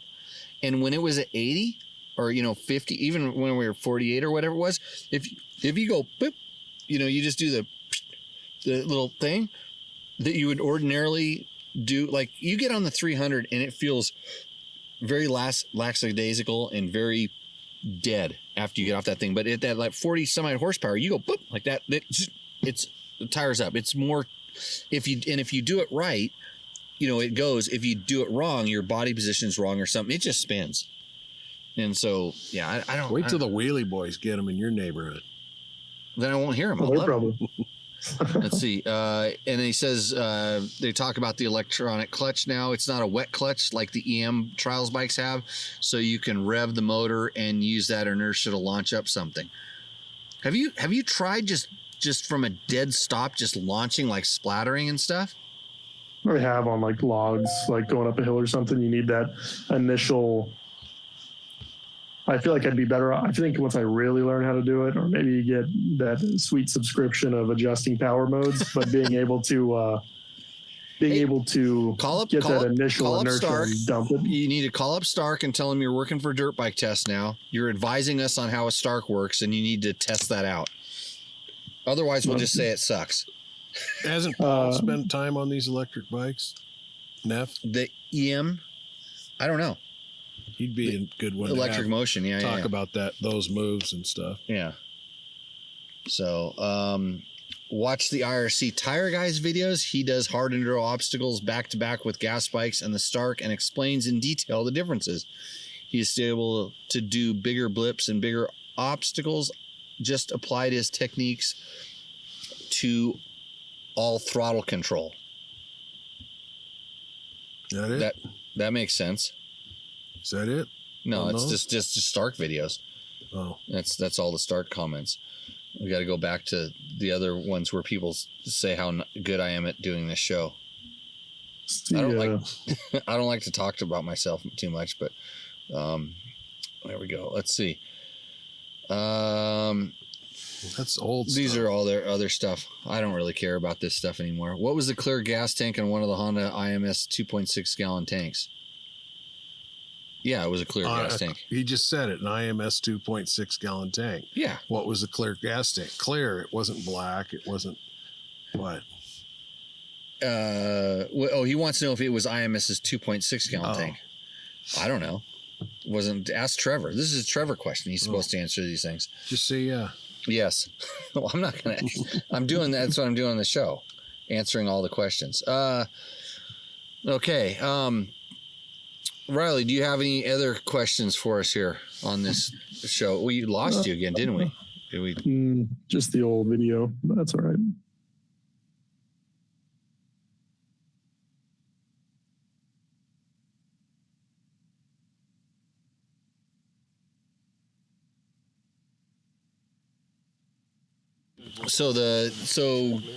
Yeah. Anything else you want to clear up about the Stark? It weighing 270 pounds isn't bad until you end up in a point of like halfway tipping over. You're like, this thing's heavy. And I mean, it's like, well, don't tip over as much, but. And when you, I mean, so people are also said like, well, why was this bike laid over? Cause you said the kickstand is, a work of art. Oh, it's an absolute pile. Like everyone that owns one breaks them off. Okay, so the kickstand's not that good. The good thing is you can lay it over and nothing's going to leak out of it. Yeah. Like it doesn't, I mean, I crash the bike all the time. Like why not? I can just lay it on the ground. I don't really care.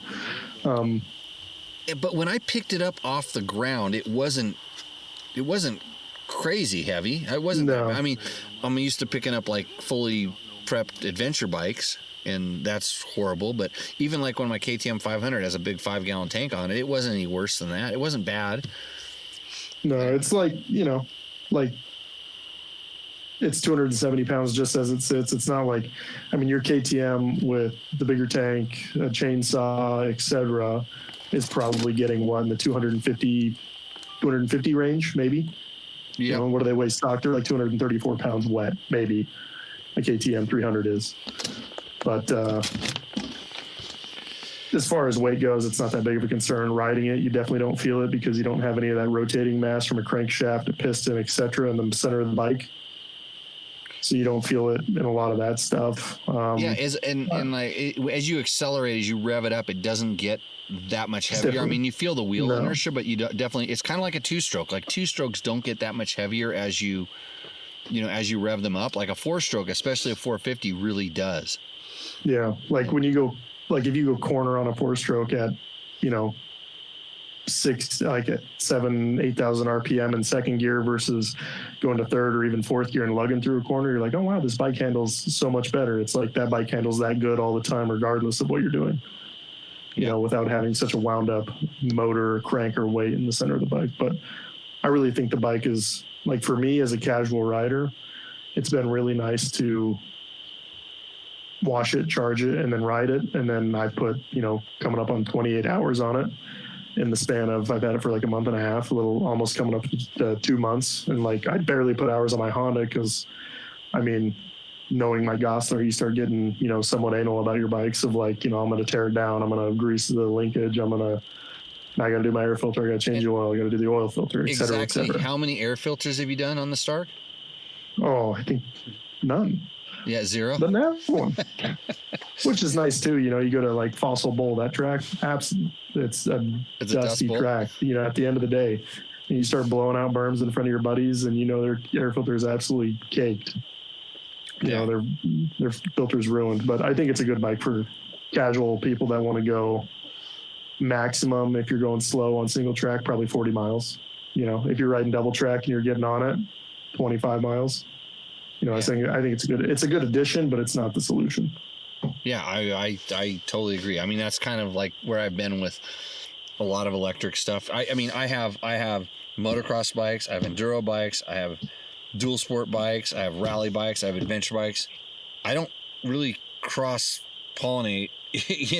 I use the bike for what it's designed, and I could see myself having an electric bike. I mean, I don't need one right now because it kind of fits in there at some point. I don't know what it exactly be good at, but I tell you what, if I lived in an urban area where I needed to get out, and like the guy was saying, I want to go riding at 6:30 in the morning. He was talking about the morning, right? Yeah. 6:30. I don't even know what time that is. I don't get up till like noon. Like, and only if the waves are good, then I go surfing, but it's a long ways from the ocean, so it never happens. Anyhow, well, Riley, hey, I want to thank you for A, letting me ride your bike, B, taking me out on some pretty fun trails, and also coming on the show. Thanks for some good insight on that, and thanks for answering some of the questions on the YouTube videos for me. Did you put your Insta 360 link up in the chat yet? I did do it earlier. You did. Good, because and we're actually going to go cut that entire trail out too. Oh, down out of that canyon? Yeah, to that creek. It actually goes off to the left, past that tree. Goes to the left and then up. It goes down. Okay, right. There's two left. stretches of it because where we got to that tree, and then we went across the right. creek. Yep, it goes to the left too. But the other advantage on that Stark, what I've realized, if you download OnX, you can download a route, and then you can just sit there with your dashboard showing you your trail that you're on, that you've lined out, so you don't have to sit there and pull out your phone, and then you don't need to have a Trail Tech Voyager mounted on your Yeah. handlebars.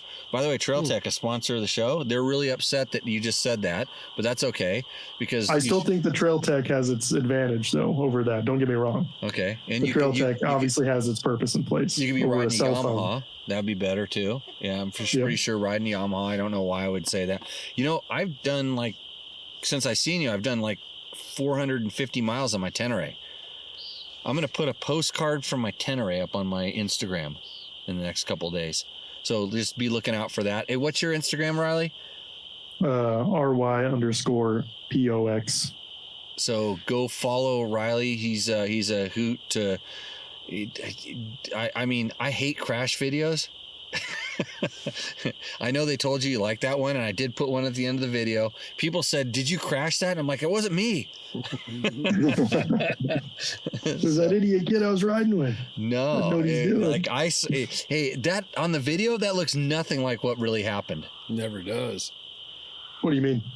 That was gnarly. What you hit, that log? Oh, it was big. Yeah, it was huge. really bad. It doesn't look that bad in the video because I saw it. No. He had just when I got there, he had just turned around and come back, and I saw the height of the log, and where it was laying across the trail. Yeah, bad times. So, anyways, if you haven't watched it, we played it at the beginning of this video. Watch the bike tests. For sure, comment, like, share. We need to have we need 25 million viewers before we can make a nickel off this stupid podcast. But anyways, I think that's most of the questions we wanted to answer. George, you have anything else? No, I don't think so. We're a little over 2 hours into it. And that's usually when I'm going on the nod on the other end of this show. So, Oh yeah. yeah. A lot of people like the Jerry Counts. I like that. Yeah. Tech Talk Taco Tuesday. I'm pretty sure this is going to get really low ratings because you were on it. Could be. Jerry's a good guy. Where was it about an electric bike? Controversial rating. Yeah, well, I'll promote it over my Grinder channel. There you go. That's what my picture is. This is my electric bike. I don't have one that I know of. I think one of my kids that used to work for me set one up for me. So, okay, I'm going to just really quickly recheck to make sure we have, okay, Riley did put his Insta 360 up in the chat. If you don't know where that's at, I'll link it. I'll try to remember to go back, send it to me, and I'll put it up in the comments or the, what do they call it? The description of the video. I'll definitely put it up there. Okay, Victor has, should we really go there? Victor's six pack in already. They gotta get better and better. Go ahead. Hey, Dennis says the best Stark and e-bike review. Thank you. Okay, so Riley, thank you for helping out. Victor says, here's an idea. Install a clutch lever with a variable potentiometer and a rear foot brake pedal. Maybe then, old geezers like me will be interested. And we ain't leaving our 90 shitty gas bikes for an appliance if it doesn't work a little like our clapped out dirt bikes. It should be hard to start. Yeah. All the other stuff. All right, on. Mine was hard to start once. I just had to give her 12 volts. So If you let it sit with ethanol fuel, do you have to clean the carb before you get it out for summer riding? Yeah, you got to go through the main jet, pilot, whole 9 yards. Your float's probably stuck. Got to hit it with a hammer. Hey, this guy knows how to do all that stuff. He's a mechanic. Yeah. I'm not doubting his I intelligence. got so tired of it, I bought Electron carb even. Oh boy. Yep. Over long, and those, by the way, I think they're pile junk. Well, then I don't want to say pile of junk. I'm going to say No, that they're I don't. If you like throttle response, you don't want that. No, Yeah. no, it wasn't like for the long case use at 34 hours. I don't know what happens inside of it because it's not like a normal carb. Like I think they have a float of some sort, right? It just would sit there and run fuel into your crankcase while the bike sat if the fuel was on, and it wore out really fast. Like boots, seals, anything made out of rubber on those carbs fall apart faster than I think they should. Right. But I mean, they're pretty fun for not having to mess with it and go to 9,000 feet to 3,500 feet, etc. Yeah, I never got a chance to do the big altitude change test on it, so I wouldn't know. So okay, well that's it. I think we're gonna start. We're trying to wrap up this damn show. George needs to go to bed. Yeah. He probably not even gonna find a way back to his house. Mold. Yeah. So, okay, everybody, thanks for joining in. Thanks to Yamaha, Climb, Bulletproof Designs, Trail Tech, DDC Sprockets. The Peanut Gallery. We got The Peanut Brian Love, who supports Dirt Yeah, Bike I want Test. to know how deep of water can you go with the Stark? How deep of water can you go through with the Stark? They claim waterproof. Waterproof. I saw a guy The ride foam it. I saw a video water of a guy resistant. ride it. The water, but what about this guy that got shocked? I mean, shouldn't we just keep bringing that up incessantly because it's like just anything that goes wrong with the In motorcycle? Thailand, they're riding them through the rice paddies, and then they collect all the dead fish and take them home and eat them. If you got 360 volts, which is what the battery is through the handlebars, I don't think you're going to be alive or you're not going to let go of them bars if that happens to you, personally. Yeah. That's a new whiskey throttle, 360 volts. Exactly. So, okay, thanks for joining us, Riley. We'll definitely see you and everybody else out on the trail. So, with that, everybody, there we go. There. George pushed. No, you pushed. But get your hands off that thing. Okay, everybody. See ya. Cheers. We'll see you out on the trail. Thanks to the peanut. Stop this. Thanks for the Peanut Gallery. How do I make this Jared, stupid thing stop? Justin. It's like I'm trying to cancel this show. Stop.